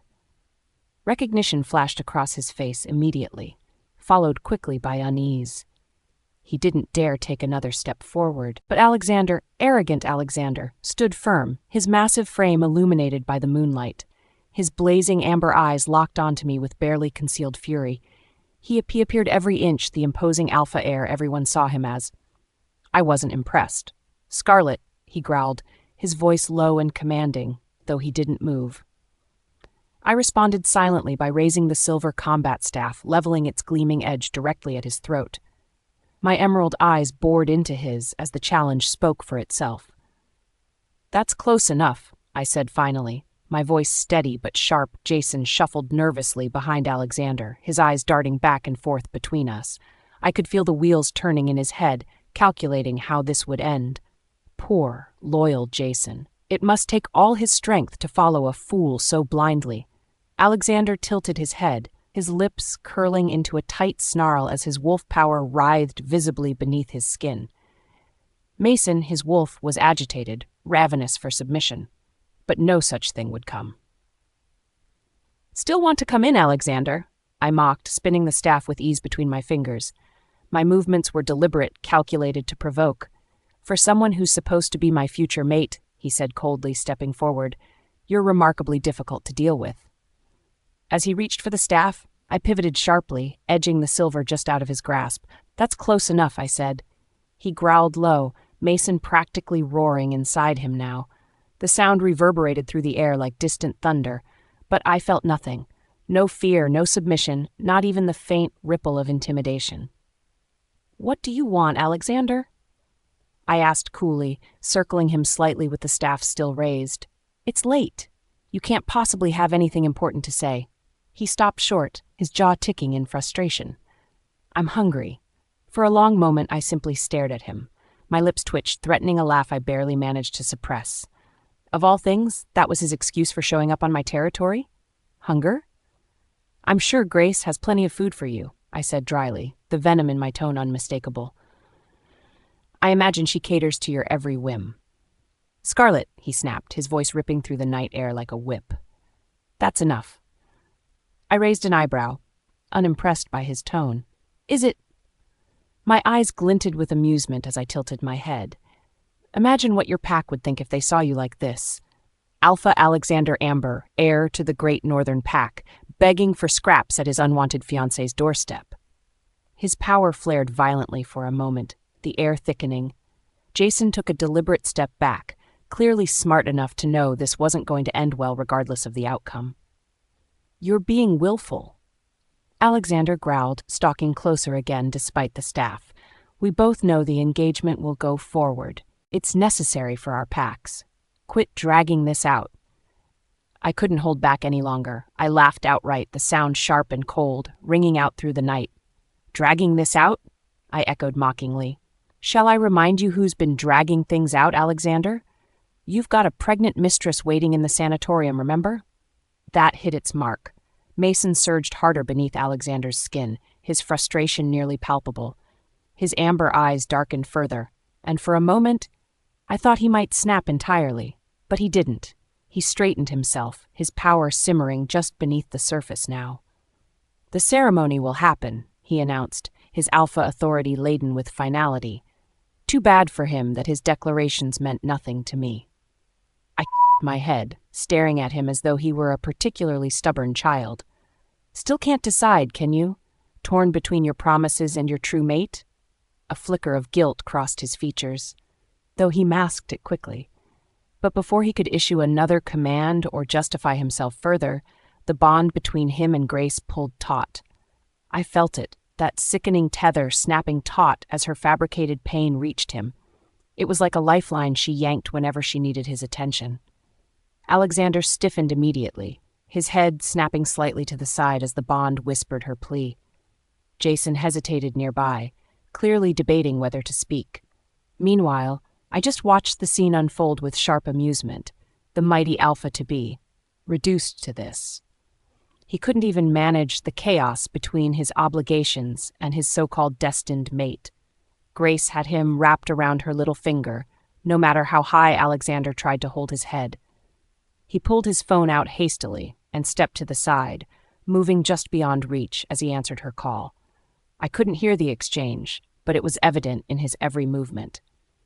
His face twisted with frustration and obligation, every word weighing heavier on his shoulders. Cora hummed in satisfaction. "Pathetic," she muttered darkly. I leaned casually against the porch railing, twirling the combat staff lazily between my fingers as I waited for him to finish. Jason's eyes darted nervously between us, his discomfort written all over his face. When Alexander finally turned back to face me, the tension in his features was obvious. Whatever Grace wanted from him had only added to his burdens. "She needs me," he said stiffly, though the weariness in his tone was unmistakable. "Of course she does," I replied smoothly. My voice carried unwavering calm, but the words stung with mockery. "She always needs you, doesn't she?" "Right on cue." Jason winced at the jab, but wisely remained silent. "This isn't over, Scarlett," Alexander growled, his amber eyes locked onto mine, his wolf power fighting to regain control of the situation. "Oh, but it is," I retorted, straightening as I leveled him with a glare. Raising the staff once more, I pointed it at him one last time. "Run along to your mate, Alexander. She's waiting for you." For a moment, he didn't move, his pride visibly warring with his reality, but even he couldn't deny the undeniable pull of Grace's bond. Alexander stepped out onto my balcony to answer Grace's call, his face grimacing with every moment of their exchange. Chapter 13. Painful Choices. I stood by the window, leaning slightly against the frame, and watched as Alexander spoke on the balcony. His phone was pressed to his ear, glowing faintly in the moonlight. His posture was rigid, shoulders tense, and every now and then his free hand would run through his dark hair in frustration. Grace's voice came through faintly from the other end of the call. Though I couldn't hear her words, I could guess their meaning by the way Alexander's expression constantly shifted. Anger, guilt, tenderness, and then back to guilt. It was almost like watching a puppet being pulled by invisible strings. For a brief moment, I wondered what it would feel like to care. To truly care about a man like Alexander. If I had ever loved him, maybe watching this scene would have shattered my heart. But all it did was leave me with bitter disdain. Instead, my thoughts wandered elsewhere. Unbidden. A face I had trained myself not to think of appeared in my mind, Roman. My adoptive brother from the Thorn Pack, the man who had been more than just family. I wondered if he had found his destined mate, or if, like Alexander, he'd been forced into a political marriage. I shook my head, dispelling the memories. It didn't matter anymore. Those days were long gone. The sharp ring of a phone broke through my thoughts. The sound startled me at first before I realized it was Alexander's.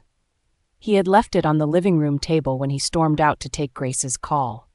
The screen lit up with the words, James Amber. I raised an eyebrow. The Alpha King himself, how fitting. Alexander hesitantly glanced at me from the balcony, then ended his call with Grace before stepping back into the room to answer his father. Father, Alexander said as he lifted the phone to his ear. His tone was flat, but I saw the tension in his jaw. James's voice carried through the line, authoritative and sharp even without the speakerphone. Alexander, we have a problem. I'm aware, Alexander replied, immediately defensive. Then why hasn't it been handled yet? James's tone sharpened further. These rumors about breaking the engagement cannot continue. The Parliament is already on edge. Have you done anything to contain this? Alexander began, but his father's voice cut him off. It is no excuses, James barked. The marking ceremony must go forward as planned. This alliance is critical to our territories, and I won't allow your personal mess to derail decades of strategy. Alexander rubbed his temple, his frustration clear. It's more complicated than that. James's laughter was cold and humorless. It's only complicated because you've allowed it to be. Your complications don't matter. You'll proceed with the ceremony, and I expect no further delays. Do I make myself clear? The words hung in the room like heavy chains. Alexander's hand tightened on the phone, and his voice lowered as he answered, Yes, Father. I crossed my arms, leaning against the wall as I watched him hang up. His shoulders slumped for just a second before he looked at me, his amber eyes dark and unreadable. The marking ceremony will proceed next week, he announced. His voice carried the authority of an alpha heir, but it was hollow to me. I didn't even bother hiding my smirk. Having trouble keeping control, future Alpha King? His head snapped up, and for a moment I thought he might actually lash out. But instead, he let out a low growl, his frustration radiating through the room. You'll attend the upcoming pack gathering as my fiancé, he continued, ignoring my comment. It's necessary to put an end to the rumors of any issues between us. I tilted my head, feigning curiosity. Oh, issues? You sound so formal, Alexander. Why not just say, Grace? We both know she's the real problem. His expression darkened further, but he didn't bite back. Perhaps he was learning that words wouldn't work on me anymore. Instead, he stepped closer, and something in his tone shifted. Scarlett, he said quietly, almost pleading. I know this situation isn't fair to you, but the packs, I interrupted sharply, taking a step forward. If you say one more word about the packs, I swear, I'll throw you out myself. Or should I mention the pack's wonderful support of your delicate Grace parading her condition in front of me? She's ill, Alexander said defensively, his voice rising. And whose fault is that? I snapped back. My emerald eyes locked onto his, Cora's power making my tone sharper than any dagger. You knew what you were doing. You're willing to humiliate me in front of your entire pack to protect her, and now you expect me to stand by and smile? Scarlett, please. He breathed, his tone softening again. He took another step forward, close enough that I could feel the heat radiating from him. I made a mistake. The marking ceremony will fix everything. He reached out, his hand hovering near mine, but I slapped it away. The sound was sharp, breaking the tension-filled air. "Don't touch me," I growled. "Do you think I'm just another wolf to be commanded? Another pawn in this disgusting game?" His lips pressed into a thin line and his shoulders tightened, but he didn't try to touch me again. "This alliance means more than just us," he said, his voice low and heavy. "And my dignity means nothing?" I spat. "You can't even keep your mate bond in check, Alexander. Everyone knows Grace has you wrapped around her finger. You're a disgrace to your title." His amber eyes flared, catching the light like embers about to ignite. For a moment, raw anger surged between us. I could feel Mason, his wolf, pushing against him, desperate to assert dominance. But Alexander held himself back. "You don't understand," he said finally, his tone bitter. "No, I think I understand perfectly," I replied coldly. "You want to have it all, to serve your pack, your father, your mistress, and still expect me to stand here and take this humiliation like a silent doll." I took a step closer, our faces just inches apart now. "Here's the truth, Alexander. I don't care about your struggle. I don't care about the packs. I don't care about your excuses. You lost the right to my respect the moment you chose her over me." He flinched at my words, his jaw tightening as though he wanted to argue but couldn't find the words. For a moment, we stood there in tense silence, the air heavy with unspoken truths. Finally, he turned on his heel and stormed toward the door. Each step echoed in my house, a reminder of the chaos he'd brought with him. As the door slammed shut behind him, I let out a long breath. My hands were shaking slightly, though whether it was from anger or exhaustion, I couldn't tell. Cora hummed softly in my mind, satisfied with the confrontation. "He's pathetic," she said simply. "A weak wolf hiding behind a strong title." I moved quickly, grabbing the cleaning supplies from under my sink. His scent lingered in the air. A nauseating mix of smoke and Grace's cloying perfume. It filled every corner of my space, suffocating me. I sprayed the counters with bleach, scrubbing harder than necessary. The sound of scrubbing filled the room, drowning out the lingering echoes of Alexander's voice. "You're disgusting," I muttered aloud, imagining his face with every swipe. "You and your entire pack." Chapter 14. Taste of Her Own Medicine. The night air felt suffocating as I sped away from Scarlett's territory.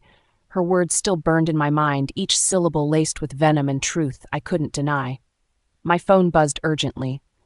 Jason's panic flooded through our pack link before I could even answer. "Alpha? Grace, she's..." Jason's mental voice cracked with urgency. "The healing den. You need to come now." My heart stopped for a moment. Mason, my wolf, surged with protective rage beneath my skin. I gunned the engine, tires screaming against asphalt as I raced toward the pack's healing den. The usual 15-minute drive took barely 5. The scene that greeted me sent ice through my veins. Luna Sarah was crumpled outside the sacred healing chamber, her usual composed demeanor shattered. Tears streamed down her face as she rocked back and forth. "Sarah?" I approached cautiously, my voice tight with concern. She looked up at me, her eyes wild with anguish. "Alexander, oh goddess, Grace." Her words dissolved into fresh sobs. Daniel Winter stepped forward from the shadows, his face grave. "The healers discovered something disturbing," he said quietly. "The silver poisoning. It spread beyond her bloodstream." My fists clenched involuntarily. "What does that mean?" "It's affecting her ability to shift," Daniel continued, his voice dropping lower. "And worse, it's threatening her life force." Sarah's mental projections of pain intensified, nearly bringing me to my knees. "My baby," she whimpered. "Her wolf form, it's being corrupted. The healers say she might be permanently trapped in human form."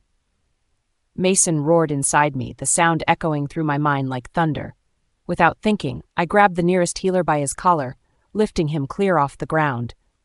"If anything happens to her," I growled, my eyes blazing amber, "your entire bloodline will answer to the Northern Territories." The healer's face went pale. "Alpha Alexander, please," he stammered. "We're doing everything possible." From the corner of my eye, I caught sight of Hazel, Scarlett's friend, standing among the gathered healers. Her expression was carefully neutral, but I could see the contempt lurking in her eyes. The sight of her brought an unwelcome reminder. Scarlett, the marking ceremony. My obligations.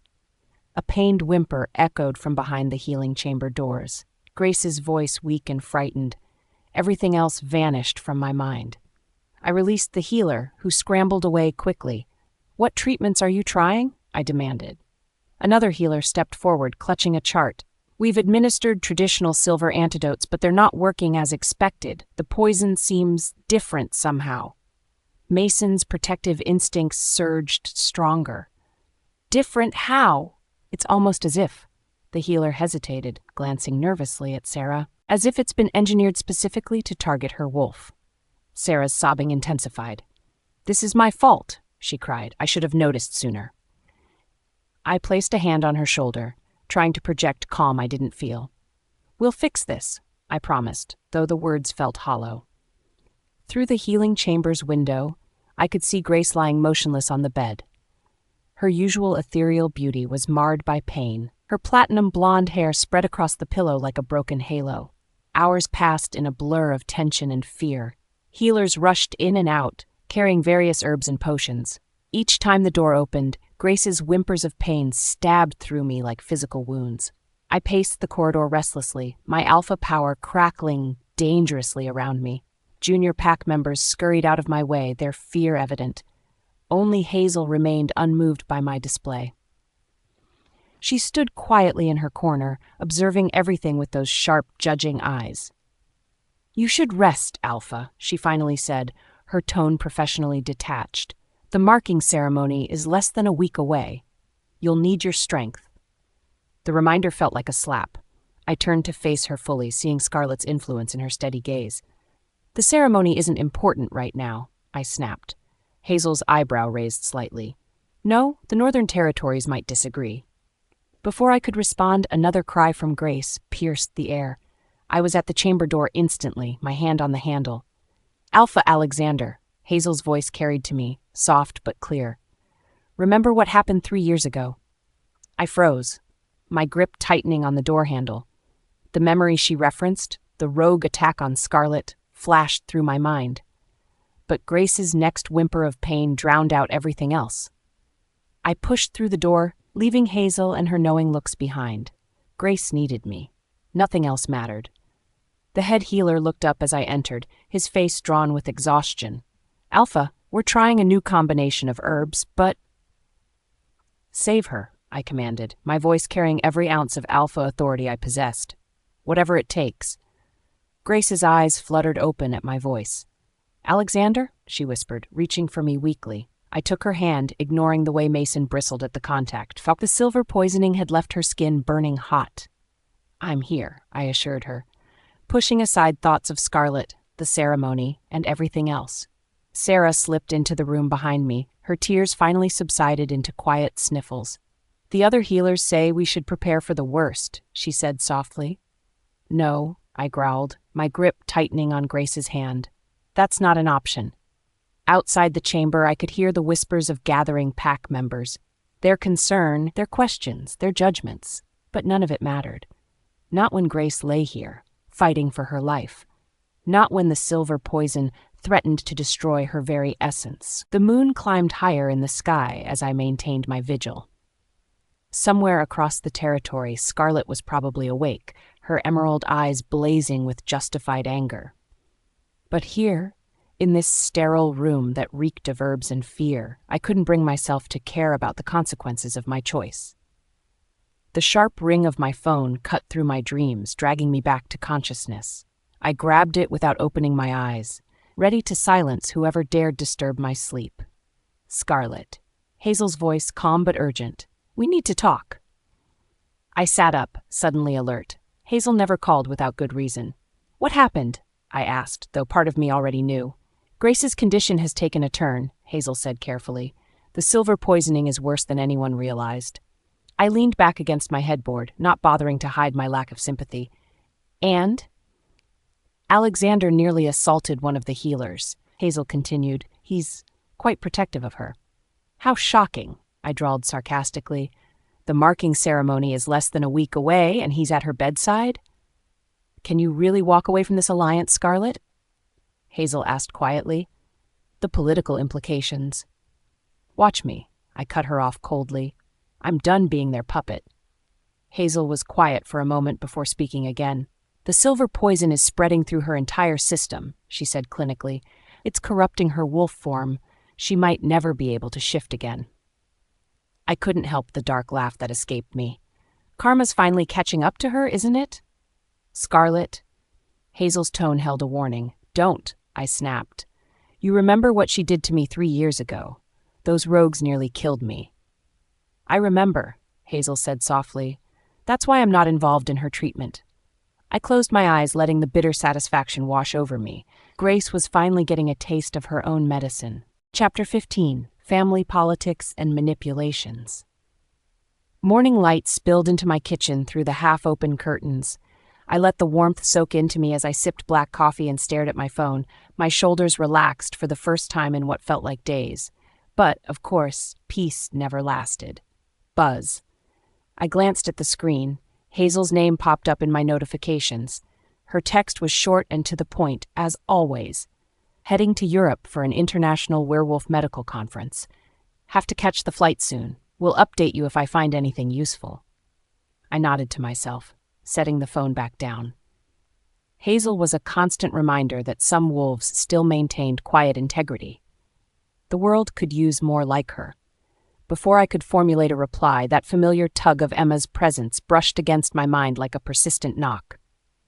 Scarlett, you won't believe what I just heard. Emma's voice sounded excited, almost too excited for this early in the day. I sighed, already knowing where this was heading. I let the connection deepen, pulling her into focus. Let me guess. More Grace drama? There was a beat of silence before Emma's surprise lit up the link. How did you know? It doesn't take a genius, Emma. Grace's name comes with constant chaos. What is it this time? I asked dryly, leaning back against the kitchen counter.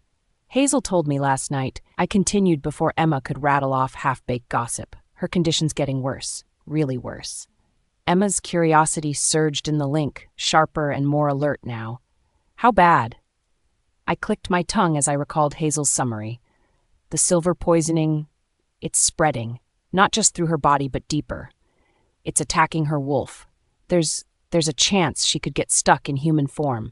The silence on Emma's end stretched longer this time. Then came her mental gasp. That's Moon Goddess, Scarlett. That's awful. Even for her. Is it? I shot back, letting my wolf Cora swell behind the thought. Both Emma and I knew the answer. I didn't need to elaborate. Karmic justice has a strange way of balancing things out, don't you think? Emma hesitated. Her tone conflicted. You're not wrong, but stuck in human form, that's a curse worse than death for some wolves. I couldn't muster any sympathy. The harsh memory of rogue claws slashing across my side and the nights I'd spent trapped in bed flooded back like bitter venom. She orchestrated that attack, I reminded Emma coldly. 3 years ago. She almost killed me. She let rogues put me through hell and then paraded around like a saint while I was recovering. Emma's silence shifted. Now it carried understanding, agreement. But then her tone grew serious again. This changes everything, Scarlett. You know what this means, don't you? Let me guess, I said dryly. The Northern Council will pressure Alexander and me to speed things up. Emma sighed deeply into the link. Exactly. Grace is losing credibility by the second. She can't be his Luna if she can't even shift. All eyes will turn to you to stabilize things. Stabilize things? I repeated mockingly. I'm nothing but a political pawn in their eyes. They think controlling me will fix this mess. They're in for a surprise. Still, Emma prodded, her maternal instinct shining through as always. Be careful, Scarlett. The council plays dirty when they need to. Just watch your back.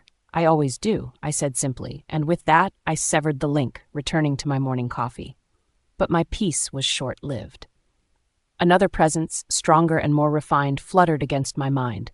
The energy was polite yet persistent, like a hand knocking on an already open door. Victoria Amber. I braced myself for what was sure to be an exhausting mental encounter. Gritting my teeth, I reluctantly let her voice through.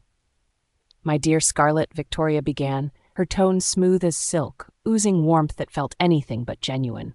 I hope I'm not interrupting your morning. Not at all, Luna Victoria.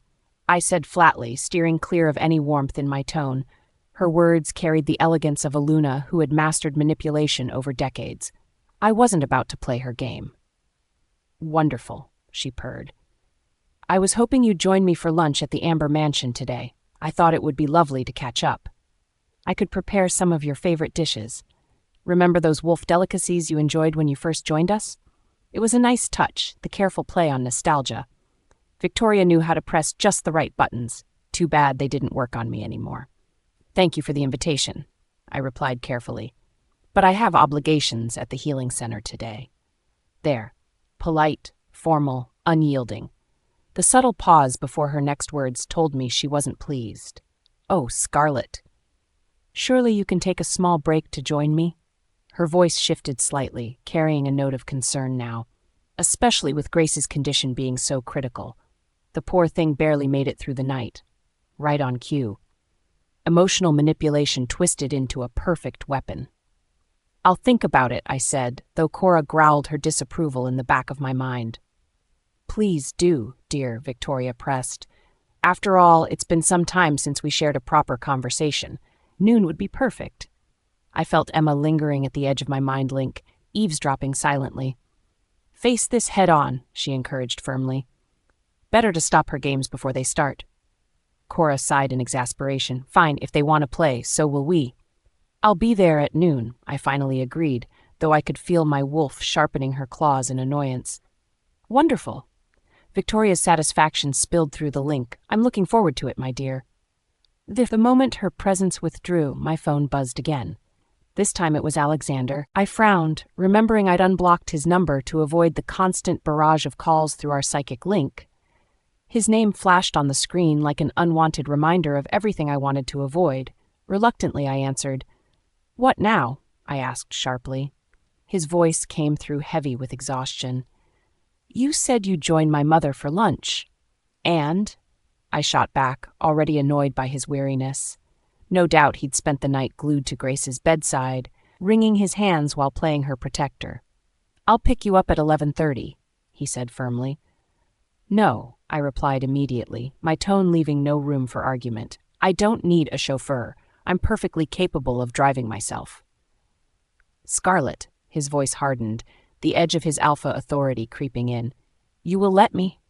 "I will do no such thing," I interrupted coldly. "I said I'll be there. That should be enough. Why do you always have to make things so difficult?" He snarled, his frustration leaking through the speaker. "Why do you always have to control everything?" I countered without missing a beat. The line went quiet for a moment. I could almost see him pacing wherever he was, running his hand through his hair as he tried to suppress Mason, his wolf.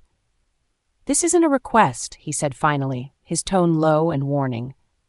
"And yet," I paused for effect, my voice dripping with mock politeness, "it sounds like you're begging." The silence that followed was deafening. Then he exhaled sharply, an audible sign of retreat. "Fine. Noon." "Glad we understand each other," I said with a smirk, and I promptly hung up before he could argue further. I set the phone down, my hand lingering on it for a moment. The day had barely begun, and the games were already in full swing. Cora's voice hummed in my mind, filled with disdain. "They're clinging to scraps of control. Let them watch as it all crumbles." A part of me agreed. Another part wanted to burn it all down before they could try to salvage anything. Chapter 16, she looked like a Luna. I stood at Scarlett's border, my jaw tight and my patience slipping fast. For an hour I had been trying to reach her. The link through our minds was cold and empty. Jason had tried too, his tone apologetic when his efforts failed. "She's completely blocked us out, Alpha." His voice echoed past my frustration. "I've even tried her personal number." I knew that already. Jason had repeated it 5 times like it would change something. My hands fisted at my sides as I resisted the urge to lash out. Mason, my wolf, bristled beneath my skin. He hated being ignored, and so did I. "She's probably already on her way to the mansion without you," Jason offered tentatively, like he didn't believe it himself, but wanted to calm my spiraling frustration. I growled, not interested in guessing games. Part of me wanted to storm across Scarlett's borders, break her damn shields, and force her to listen. She didn't block me before, not like this. Jason shifted on his feet, uneasy at my lack of response. Maybe you should contact Luna, Victoria? A sharp breath left me. I hated feeling cornered, hated knowing Jason was right even more. My mother would know where Scarlett was. She always did. With reluctance curling in my stomach, I reached out through the pack link. Mother! My voice was harder than I meant. Anger bled into my tone immediately. Victoria responded quickly, her presence sharp, commanding, and impatient. Yes, Alexander? I didn't waste time. Has Scarlett left for the mansion? She has, Victoria answered smoothly, as if my question annoyed her. You should be here already, waiting for her, not throwing tantrums outside her borders. I bit back an angry retort. Scarlett's been uncooperative lately. Uncooperative? Victoria interrupted, her tone chilling. You call her independence uncooperative? Perhaps you've forgotten she has no reason to answer to you anymore, not after your antics with Grace. Grace isn't part of this. I snapped before I could stop myself. Victoria was quick, precise, and sharp as always. Do not lie to me, Alexander. You've spent every night beside your precious Grace, leaving Scarlett to be humiliated in front of the council. You didn't even deny the rumors at the pack courts last week, did you? This alliance is more complicated. It's complicated because you made it complicated, Victoria hissed. Her voice carried the weight of years of experience as Luna. Fix it. Apologize to Scarlett properly. Sever your ties with Grace formally, for good. Mason growled in protest, but Victoria pressed harder, refusing to let me speak. The Northern Territory Council is watching closely, she continued, her tone dripping with authority. Your position as heir is slipping, Alexander. There was no bluff in her words. She had always been blunt with me, especially when it came to decisions about the pack. Victoria didn't stop there. Scarlett is the council's favored candidate for Luna, and you know why. That emerald-eyed wolf of hers is rare, powerful, and a symbol of unity. You are being judged, and you're failing. Her words hit like a blow straight to the gut. My fists clenched until my nails bit into my skin. My wolf Mason paced wildly inside me. Do not make me interfere more directly, she added with a finality I couldn't argue with. She severed the link without waiting for my response. I let out a rough breath and headed for my car. Anger burned under my skin as I drove toward the Amber Mansion, the weight of my mother's words heavy on my shoulders. By the time I arrived, the tension in me had festered into something nearly unbearable. The ancestral mansion loomed ahead, grand and unyielding as always. Its tall pillars and sprawling walls stood as a reminder of the Amber Pack's long history. For generations, this place had witnessed the rise of leaders, but today it felt more like a trap. The moment I stepped inside, I heard the sound of voices. My mother's warm yet commanding tone, followed by Scarlett's quieter response. I walked toward the main hall, and the sight stopped me cold. At the top of the grand staircase stood Victoria, practically glowing with satisfaction. Beside her was Scarlett, her emerald eyes striking even from a distance, her posture firm and unbothered. But what caught my attention was the choker around her neck. Silver-infused diamonds gleamed in the light, and the moonstone centerpiece seemed alive against Scarlett's skin. It was an ancient symbol, a ceremonial piece meant only for the future Luna of the Amber Pack. It suits you perfectly, Victoria said, straightening the choker around Scarlett's neck with the care of a mother doting on her daughter, as if it were always meant for you. Scarlett didn't respond right away, though I could tell by the slight tension in her shoulders that she wasn't completely comfortable. Luna Victoria, she said after a moment, her voice respectful but cold. This is unnecessary, truly. Nonsense, Victoria replied smoothly, dismissing Scarlett's resistance entirely. You are to be the next Luna. This is your rightful place. I swallowed hard, my jaw locking as I watched them descend the staircase. Victoria had threaded her arm through Scarlett's, a calculated move to present unity and grace. Mason stirred violently within me at the sight of Scarlett like that. There was something primal about the way the choker rested against her throat, a possessive instinct that I couldn't shake. But then Grace's face flashed in my mind, weak, her body racked with silver poisoning. The guilt hit me as hard as the instinct to claim Scarlett had. As they reached the main hall, both women turned toward me. Scarlett's gaze locked onto mine in seconds, sharp and unyielding. Her emerald eyes glinted dangerously, and for a fleeting moment I saw her wolf Cora rise beneath her skin, meeting Mason's energy head-on. The room crackled with tension. Victoria's sharp voice broke through before either of us could speak. "Alexander, how wonderful of you to finally join us." Her tone was polite, but the dig was deliberate. Everything was deliberate with Victoria. Her grip on Scarlett's arm tightened, her smile widening as if to taunt me. "Do you approve of the choker?" she asked, tilting her head toward the ceremonial necklace. "It's the perfect symbol for our future Luna, don't you think?" Despite myself, I couldn't tear my eyes away from the choker. The moonstone faintly reflected the light, and Scarlett's skin was framed perfectly by the ancient design. Mason growled low in my mind. It felt right seeing Scarlett like this, like a Luna. But Grace's faint cries filled my ears again. Guilt twisted in my stomach like a knife. Scarlett's lip curled into the faintest smirk, her eyes sparking with something dangerously close to mockery. She could feel my conflict, I was sure of it. Victoria, of course, noticed it too. Her eyes glinted sharply as she tightened her grip on Scarlett's arm. She had orchestrated this moment. Everything about it was a calculated move designed to force my hand. But I couldn't react. Not when the weight of guilt and responsibility chained me so tightly. "The council will be pleased," Victoria said with a pointed smile. "They've been asking about the marking ceremony preparations. Isn't that right, Alexander?" Scarlett's smirk vanished at the mention of the ceremony. Her expression hardened into one of cold defiance, though she remained silent. I clenched my fists until my nails bit into my palms. The intensity in Scarlett's gaze, the heavy weight of Victoria's manipulations, and the shadow of Grace's lingering pain crashed over me like a tidal wave. I was drowning, trapped between the weight of tradition, guilt, and the undeniable pull Scarlett seemed to have on me. Mason growled, restless and unsettled by the quiet tension in the room. My mother's calculated maneuvering hadn't escaped me, but for once, I felt powerless to undo the mess surrounding me. "Mother," I said finally, my voice lower than I intended. "A word?" Victoria's smile only widened. "Of course," she said smoothly. Right after Scarlett and I finished discussing the traditional Luna ceremonies. Her meaning was clear. Scarlett was her priority now. I was only the means to an end.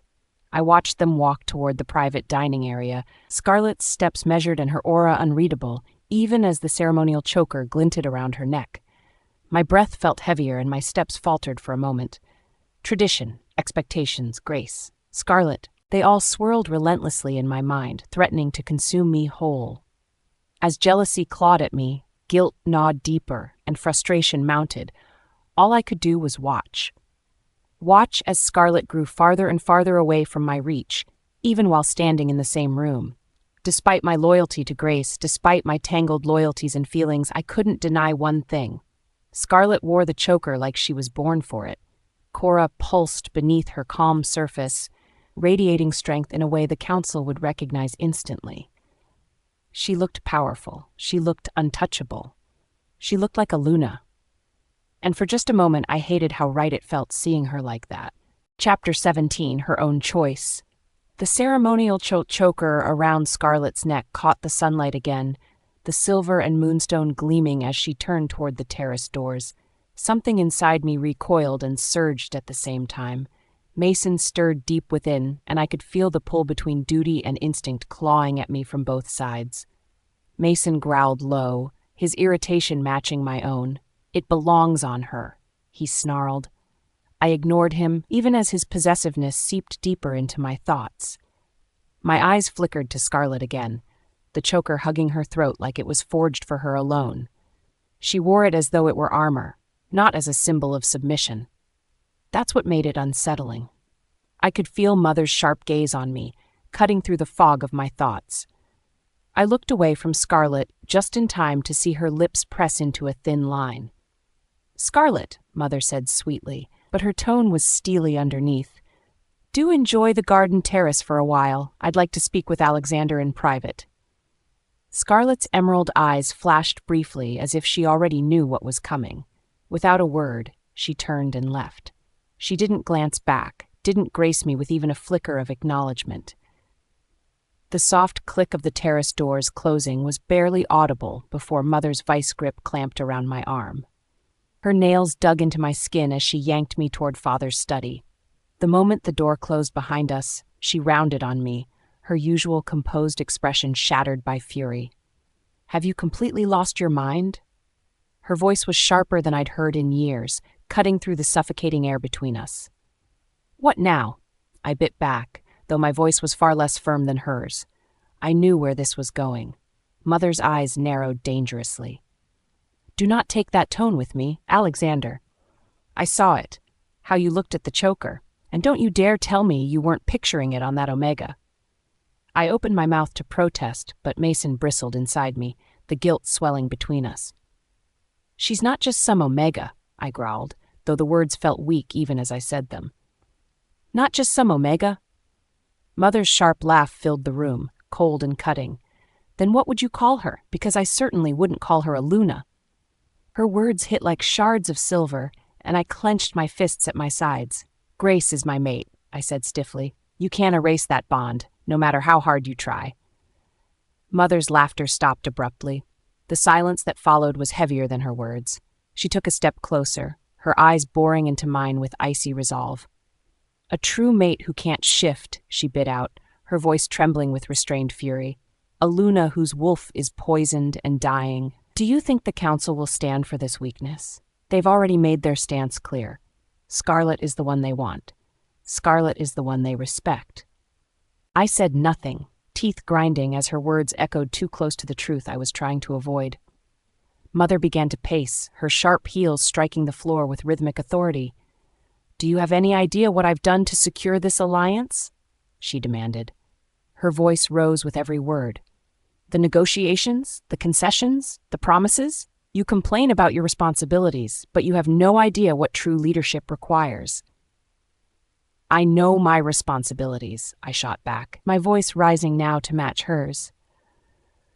"But you've never cared about Grace. You see Scarlett as a prize, a perfect Luna to parade in front of the council. This isn't about what's right, it's about politics." "And why shouldn't it be?" Mother snapped, stopping mid-step to glare at me. "The Northern Territories don't care about your personal feelings, Alexander. They care about strength, unity, legacy. Do you think they'll accept a Luna who's too weak to shift? A mate bond doesn't matter if it weakens the entire pack." Mason growled again, his frustration mirroring mine.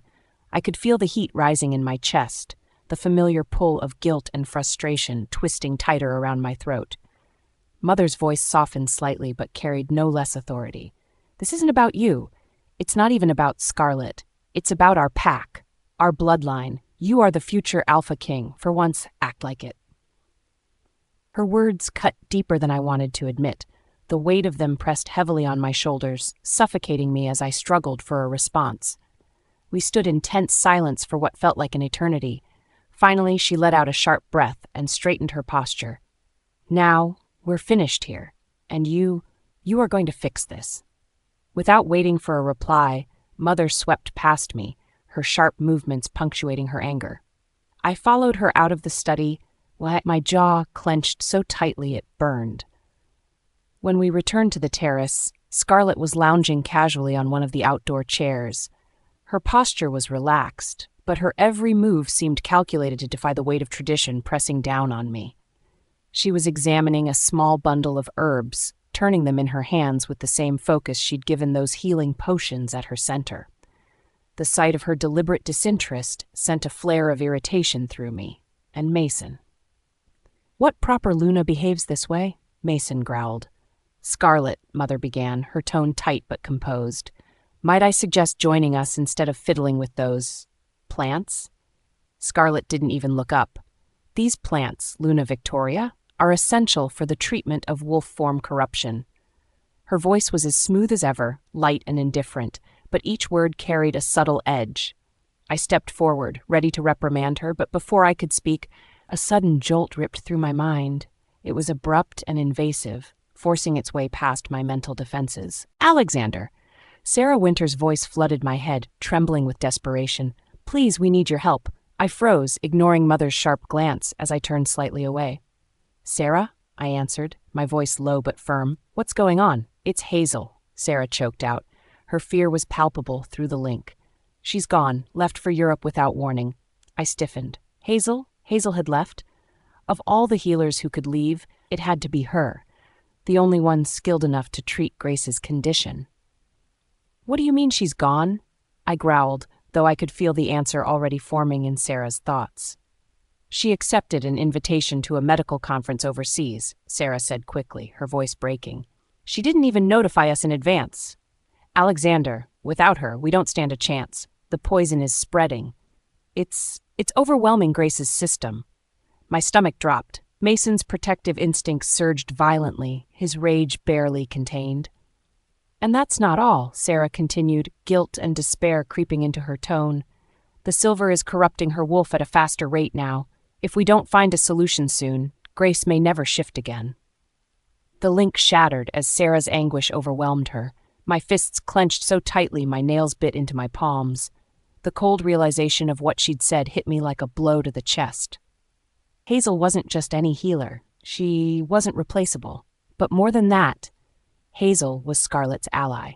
I turned on my heel, stalking back toward Scarlett with tension radiating from every step. Mother started to say something, but I silenced her with a wave of my hand. My attention was focused solely on Scarlett now. "What did you do?"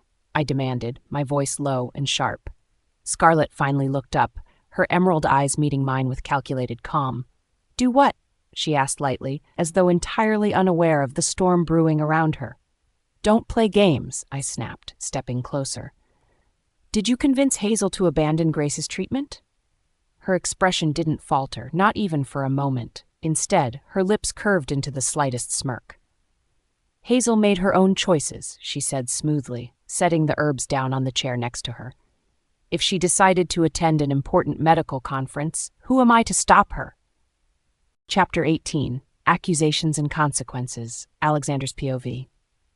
I found Scarlett standing on the mansion's terrace, her back turned, framed by the sunlight. The ceremonial choker glinted at her throat, a cruel reminder of the crumbling situation. As I approached, my anger boiled over. Every step I took drew Mason closer to the surface. Her immunity to me was infuriating enough, but now Hazel's sudden departure hung over everything like a curse. "Did you orchestrate Hazel's sudden departure?" I demanded. My voice was low, sharp, and filled with barely contained rage. Scarlett paused for barely a moment, her posture loose and unbothered. Slowly she turned, her emerald eyes gleaming with amusement. The sight sent heat racing through my chest. Her lips curled into a mocking smile. "You're worried about your precious Grace now? Is that it?" I clenched my fists, willing Mason to stay in check. "Answer the question, Scarlett." She lifted a single auburn brow, feigning surprise. "Oh, was that supposed to be a question?" It sounded more like a hollow command to me. Her sarcasm sliced through the warm air. "Did you? Interesting, isn't it?" She cut me off smoothly. Her voice was calm, every word a deliberate taunt. "Grace's mysterious illness suddenly worsening at the most inconvenient time? It's almost poetic when you think about it." My blood burned hotter. "This isn't a joke, Scarlett." "Isn't it?" Her expression hardened, though her mocking tone remained. "A frail Luna to be conveniently falling apart just when whatever farce you're trying to paint becomes untenable? The universe has a strange sense of humor, doesn't it?" Mason growled deep in my mind, the sound thunderous and demanding. "Enough." My tone warned her to back down. She laughed, a cold, sharp sound that echoed off the stone walls of the terrace. "Enough? It's barely begun, Alexander. You've spent months letting her string you along, and now you want to blame me for your failure?" Hazel leaving before Grace's condition reached critical isn't a coincidence, I snapped, taking a step closer. Mason was pushing against me, his frustration threatening to spill over. "Recall her. Now." Scarlett tilted her head, and those emerald eyes of hers narrowed in challenge. "Or what?" My breath hitched as her question hung in the air. I took another step forward. "You don't understand what's at stake, Scarlett." "You mean the pack," she shot back immediately, her voice laced with venom. "The council, the alliances, the politics. How could I forget? It's always about them, never about the people." "You're sabotaging her treatment," I said through clenched teeth. "If the council finds out, they'll punish me?" Scarlett interrupted, her voice dripping with disdain. Those emerald eyes gleamed as she stepped toward me, not away. "What will they do, Alexander? Take away my title as your useful stand-in, Luna?" She laughed. "You don't frighten me, neither do they." Mason snarled furiously in my mind. "The marking ceremony will not proceed until Grace fully recovers," I said, my tone a deliberate warning. Mason rose to the edge of my being, daring her to defy me further. Scarlett's lips twitched, her expression darkening into cold amusement. Is that a threat, or another empty promise? Because if it's the former... She crossed her arms, her posture every bit as defiant as her words. Her voice was a dagger, aimed straight for my pride. Grace might not live long enough to see the consequences of my actions. The bitterness of her mockery hit me like a blow. My patience snapped. Mason surged forward without hesitation, and I advanced on her, the growl in my chest escaping without restraint. Before I could move another step, a commanding voice cut through the tension. "Alexander!" I froze mid-step, my head snapping toward the doorway. Mother stood there, her sharp gaze narrowing further as she absorbed the scene before her. "What is the meaning of this?" she demanded, her voice cold and precise. Her fury pressed against my alpha instincts, forcing me to still. She stormed onto the terrace, her presence suffocating and absolute. Scarlett, unaffected by the tension around us, turned to look at Victoria with a detached expression. "Luna Victoria, I trust you've been enjoying the view from up there?" Before Mother could respond, I released a sharp, audible growl. Her arrival did little to douse the fire consuming Mason and me. Without another word, I stormed past Mother, my boots echoing on the terrace floors. I felt her probing presence through our pack bond. The sting of her disappointment was almost palpable. Behind me, something metallic clinked softly. I turned slightly just in time to see Scarlett removing the ceremonial choker, the moonstone centerpiece glinting faintly as she set it on the marble table. "What are you doing?" Mother snapped, her voice teetering between disbelief and fury. Scarlett met her gaze without flinching.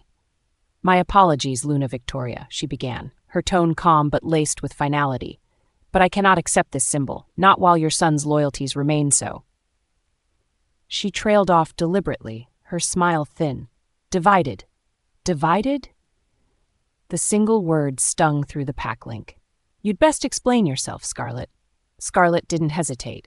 Her voice was steady, each sentence measured like a blade meant to Perhaps Alexander can explain it better himself. Ask him about his frequent visits to Grace over the past months. Mother blinked, stunned into silence. Scarlett stepped closer, her emerald eyes unflinching under Victoria's growing glare. "There's a particularly interesting incident from last moon cycle," Scarlett continued smoothly. "An important pack ceremony. Do you recall it, Luna? Because Alexander certainly does. He left halfway through to be by Grace's side." The air around us tightened, and for once, I didn't need to feel through the bond to know what my mother was thinking. Her shock rippled through the pack link like a charged wave. Glowering at the terrace floor, I stormed into the mansion before this argument devolved further. As I disappeared into the shadows of the study corridor, I could still feel Scarlett behind me. Her words dug deeper than I wanted to admit. In my private space, I slumped against the desk, my breath heavy with pent-up emotion. "You chose this," Mason rumbled lowly. His growl, cut into every fragment of guilt, knotted within me. Shoving his voice out, I stared blankly at the wall. Behind the thick wood of my doors, muffled voices rose in intensity. Mother was confronting Scarlett, no doubt demanding every detail about what she had revealed. I didn't need the pack link to feel my mother's growing rage. Soon it would all fall on me. Mother would seek me out too. Memories of slipping past pack gatherings to rush to Grace's side came back to haunt me.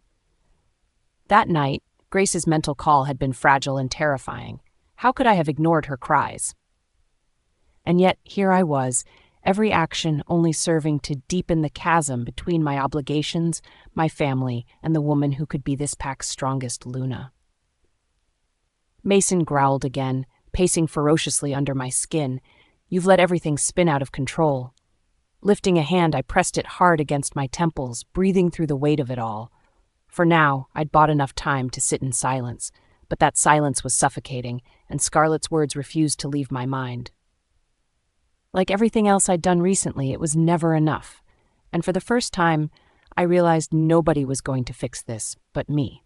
Yet, for all my titles and strength, I hadn't the slightest idea how to even begin. Chapter 19, Sever the Bond. Scarlett's POV. Victoria followed me onto the terrace.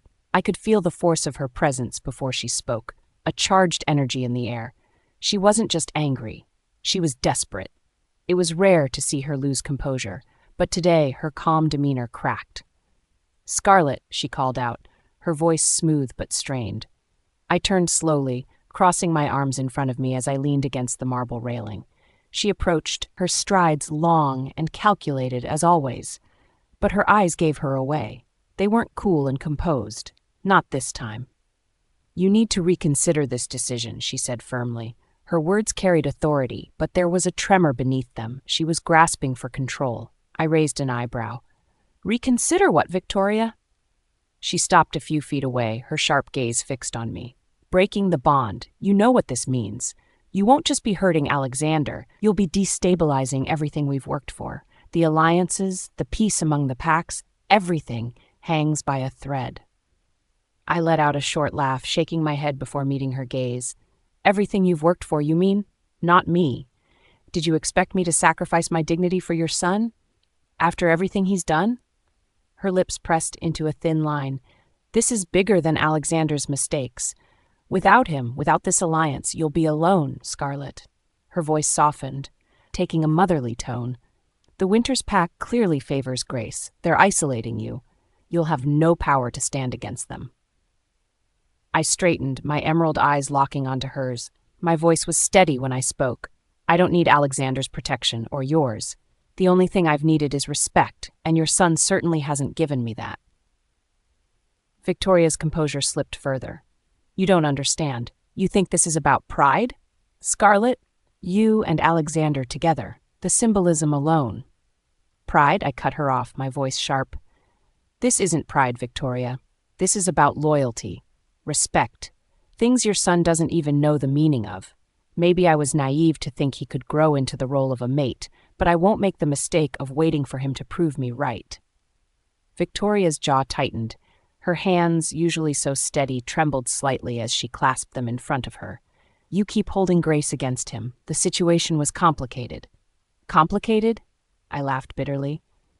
"Oh no, it's simple. Your son has spent months running to Grace. Publicly.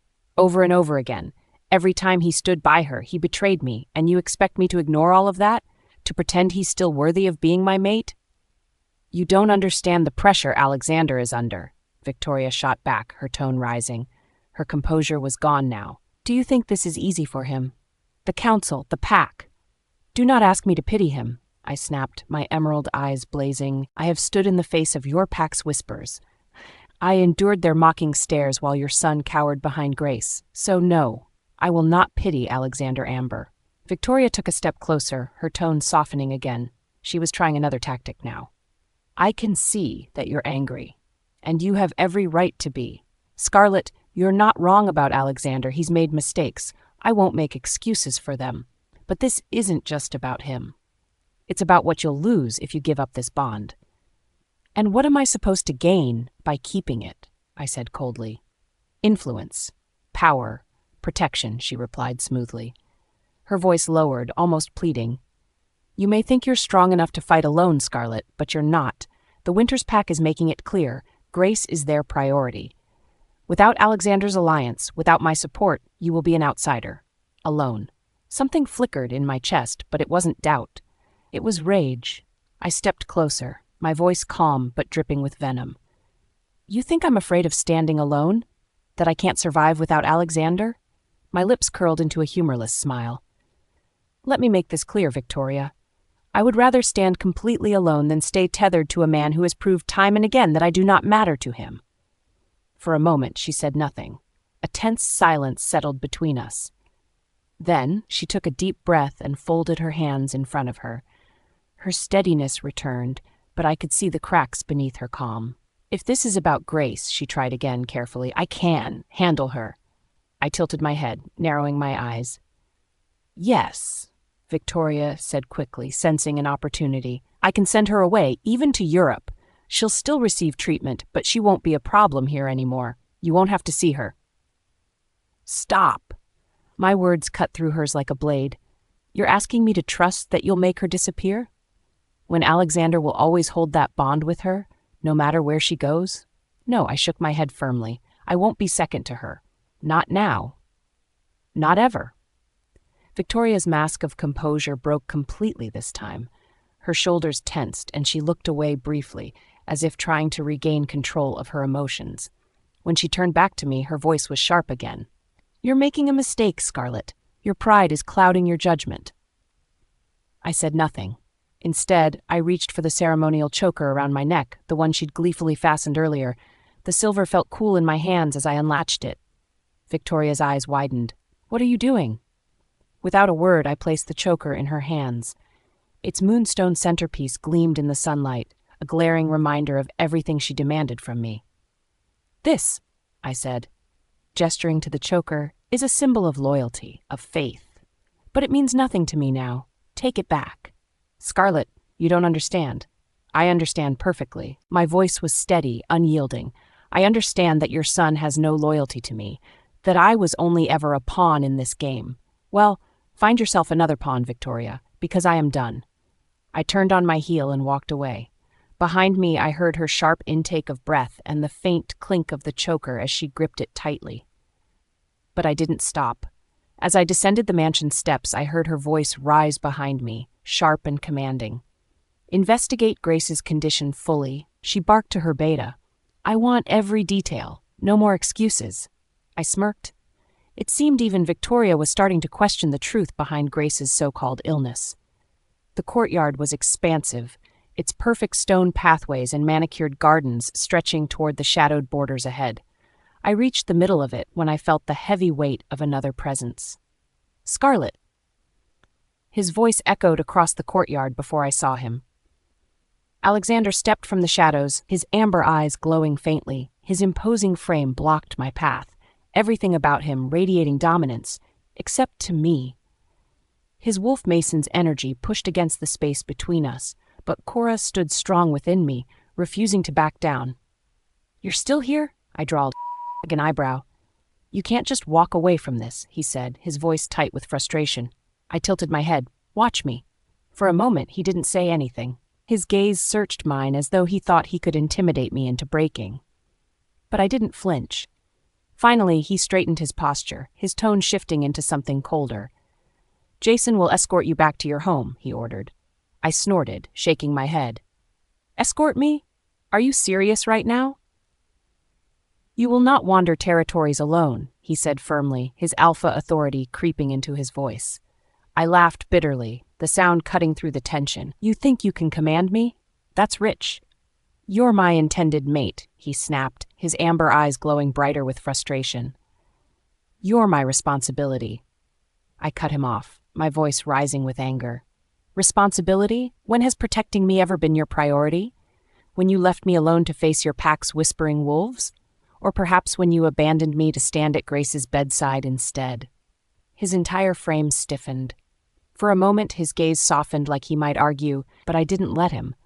"I don't need your beta. I don't need you or your ridiculous notions of duty." My voice was firm, final. I said, "Jason will take you home." His tone deepened, suggesting this was an order, not a request.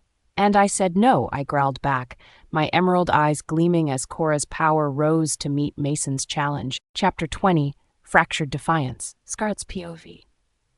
I turned toward the grand gates, the sprawling amber pack mansion fading behind me as the cool evening air brushed across my skin. The weight of the day, Victoria's endless manipulations, Alexander's piercing stares, and the unbearable presence of that ceremonial choker clung to me like armor I couldn't wait to tear off. For once, freedom lay ahead, an open path, no commands, no expectations, just silence. But then I saw him, Alexander. He materialized from the courtyard like he'd been waiting for this exact moment, his amber eyes sharp as daggers as they locked on me. His presence was commanding and suffocating, just like always. I barely took 2 steps before his voice cracked the air sharply. "Scarlett, stop, stop." I didn't stop. I wasn't a wolf who obeyed empty commands. He couldn't touch me with his alpha authority. Not now, not ever. He stepped in my path, cutting me off completely. Broad shoulders squared, chin high, his amber eyes burned with anger, frustration, and something deeper I refused to recognize. Jason appeared like a ghost, stepping just behind him. The beta's stiff posture tried to mask the unease flickering in his eyes, like he knew this wasn't going to end well. I glanced between the two, letting silence stretch just long enough for it to sting. At last, I arched one brow and tilted my head mockingly. "Well?" I asked dryly. "Come to beg me for something? Or are you both just determined to waste my time?" Alexander's jaw clenched. His hands flexed at his sides, and his energy pulsed thickly in the space between us. "Enough, Scarlett," he said finally, his deep voice rumbling with restrained fury. "You're under my protection until the marking ceremony." His words struck a nerve, but I didn't flinch. Cora stirred beneath my skin, her growl vibrating through my bones like thunder. She wasn't going to tolerate this. I wasn't going to tolerate this. 2 steps brought me closer, close enough to feel the heat rolling off him like a furnace. My emerald eyes bored into his, daring him to try harder. "Protection?" I repeated, my voice dripping with venom. My lips curled into a smile, cold, sharp, and anything but friendly. "You think I need your protection? Where was that protection while your pack tore me apart with their whispers, while Grace cried into your shoulder, begging for your loyalty?" His nostrils flared, a flicker of guilt crossing his expression. It was brief, but I caught it, and I hated it. I hated that it wasn't enough. "You're bound to me until the ceremony," he said again, his tone firmer, heavier now, like repetition might make his claim more believable. My laughter broke free like ice crackling under pressure, sharp, cutting, and without an ounce of warmth. "Bound?" I mocked. "No, Alexander, you're bound, tied up in your own lies and split loyalties. But me?" I leaned closer, my voice lowering to a whisper, but no less deadly.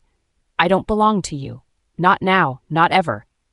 Before I could step around him, his hand shot out like lightning and gripped my arm. His hold was firm, almost bruising, as Wolf Mason surged through his veins, pushing dominance into the touch, as if some primal instinct thought it could keep me in place. Cora rose in me instantly, heat coiling tight in my chest like a roaring furnace. My claws sharpened at my sides as I turned my gaze down to his hand. Slowly, deliberately, I pressed my nails to his skin. He didn't release me. Not yet. "Take your hand off me," I said through gritted teeth, my voice low and calm, dangerously calm. My emerald gaze met his, flashing bright as Cora's presence surged stronger. Alexander glared back for a moment longer, his jaw tight before releasing me. But he didn't step back. "This is for your safety," he growled, his frustration clear in every word. "Safety?" I sneered. Cora's power hummed through my veins as I pushed forward. "From what? You think I'm afraid of rogues? Of danger? You don't even know me."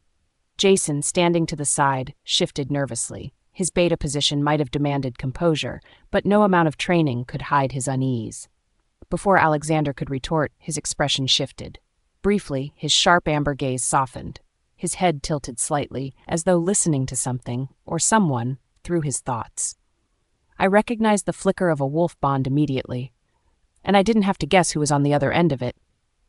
"Grace." I said her name aloud like it was poison on my tongue. Alexander's face hardened, but he didn't respond, his focus clearly pulled elsewhere. I could almost hear her voice in my own head, pleading, crooning, begging for him to come running, like she always did. Some distant part of me waited for him to ignore her, but much deeper, I already knew he wouldn't. His features melted subtly, not enough for Jason to notice, but I noticed. His hand, clenched at his side moments ago, opened slightly. His shoulders dropped by just a fraction. This man was supposed to be an alpha, a king in waiting. And yet here he was, crumbling at the sound of some Omega's voice in his head. Without severing the internal mind link, he murmured softly, his voice barely loud enough for me to hear. "I know it hurts, Grace. Try to rest. I'll be there soon." There it was. Every ounce of his true loyalty bared for the world, or at least for me, to see. When he finally severed the link and turned back to me, his expression was tighter than before. That golden amber glint in his eyes didn't sparkle. It dulled, weighed down by whatever guilt or worry he carried for her. "You're unbelievable." The words left my mouth before I could stop them. Alexander stiffened, his muscles coiled tight like he wanted to react but couldn't decide how. No, I interrupted. Don't even try. You think any of this works? That anything you have to say carries even a glimmer of meaning while you crawl back to her every time she calls? She's hurting, Alexander said instantly, his voice rising fractionally. Do you think I'm just going to ignore her suffering? She's your true mate, I said bluntly. The words stung as they passed my lips, but I didn't let it show. Own it, Alexander. Stop hiding behind excuses. We both see right through your act.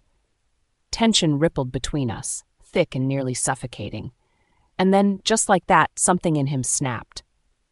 I'm offering you aid, Scarlett. His words lashed out like a whip. His hands gestured roughly as though trying to make me see something I refused to acknowledge. You know what I have access to, he pushed. Supplies that could triple what your healing center has. Connections that could elevate the whole. Stop, I said coldly. My tone was sharp, slicing right through whatever plea he was about to make. His frustrations mounted, flickering in his gaze as he stared down at me. You think I care about your bribes? I asked, taking another step closer.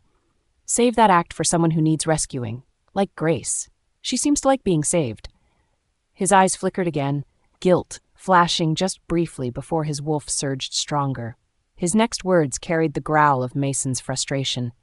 The marking ceremony, Alexander began firmly, will proceed as planned. Think carefully, Scarlett. You don't know the consequences of rejecting this alliance. I tilted my head, a twisted little smile tugging at my lips. You're worried about me? The smile vanished as quickly as it had come. My emerald eyes blazed dangerously as I took yet another step forward. Hurry back to Grace, I whispered darkly, enjoying the way he froze at the words. With silver poisoning spreading so rapidly, who knows how long she has left? The intent behind my words was clear. He knew exactly what I was implying. The tension between us peaked. His wolf growled ferociously beneath his skin. Mason surged forward, his amber gaze brighter than before, burning with barely controlled dominance. But I wasn't waiting for him to act. I turned on my heel sharply, deliberately, and began walking past him. My head didn't turn once, ignoring Jason's cautious shuffle as he tried to decide whether to stop me. Alexander's roar followed me across the court, sulking, furious sound filled with fire and power. It rang out behind me, echoing across the stone pathways and into the night. Cora huffed in satisfaction, her energy mingling with mine as the amber pack's boundaries came into focus ahead.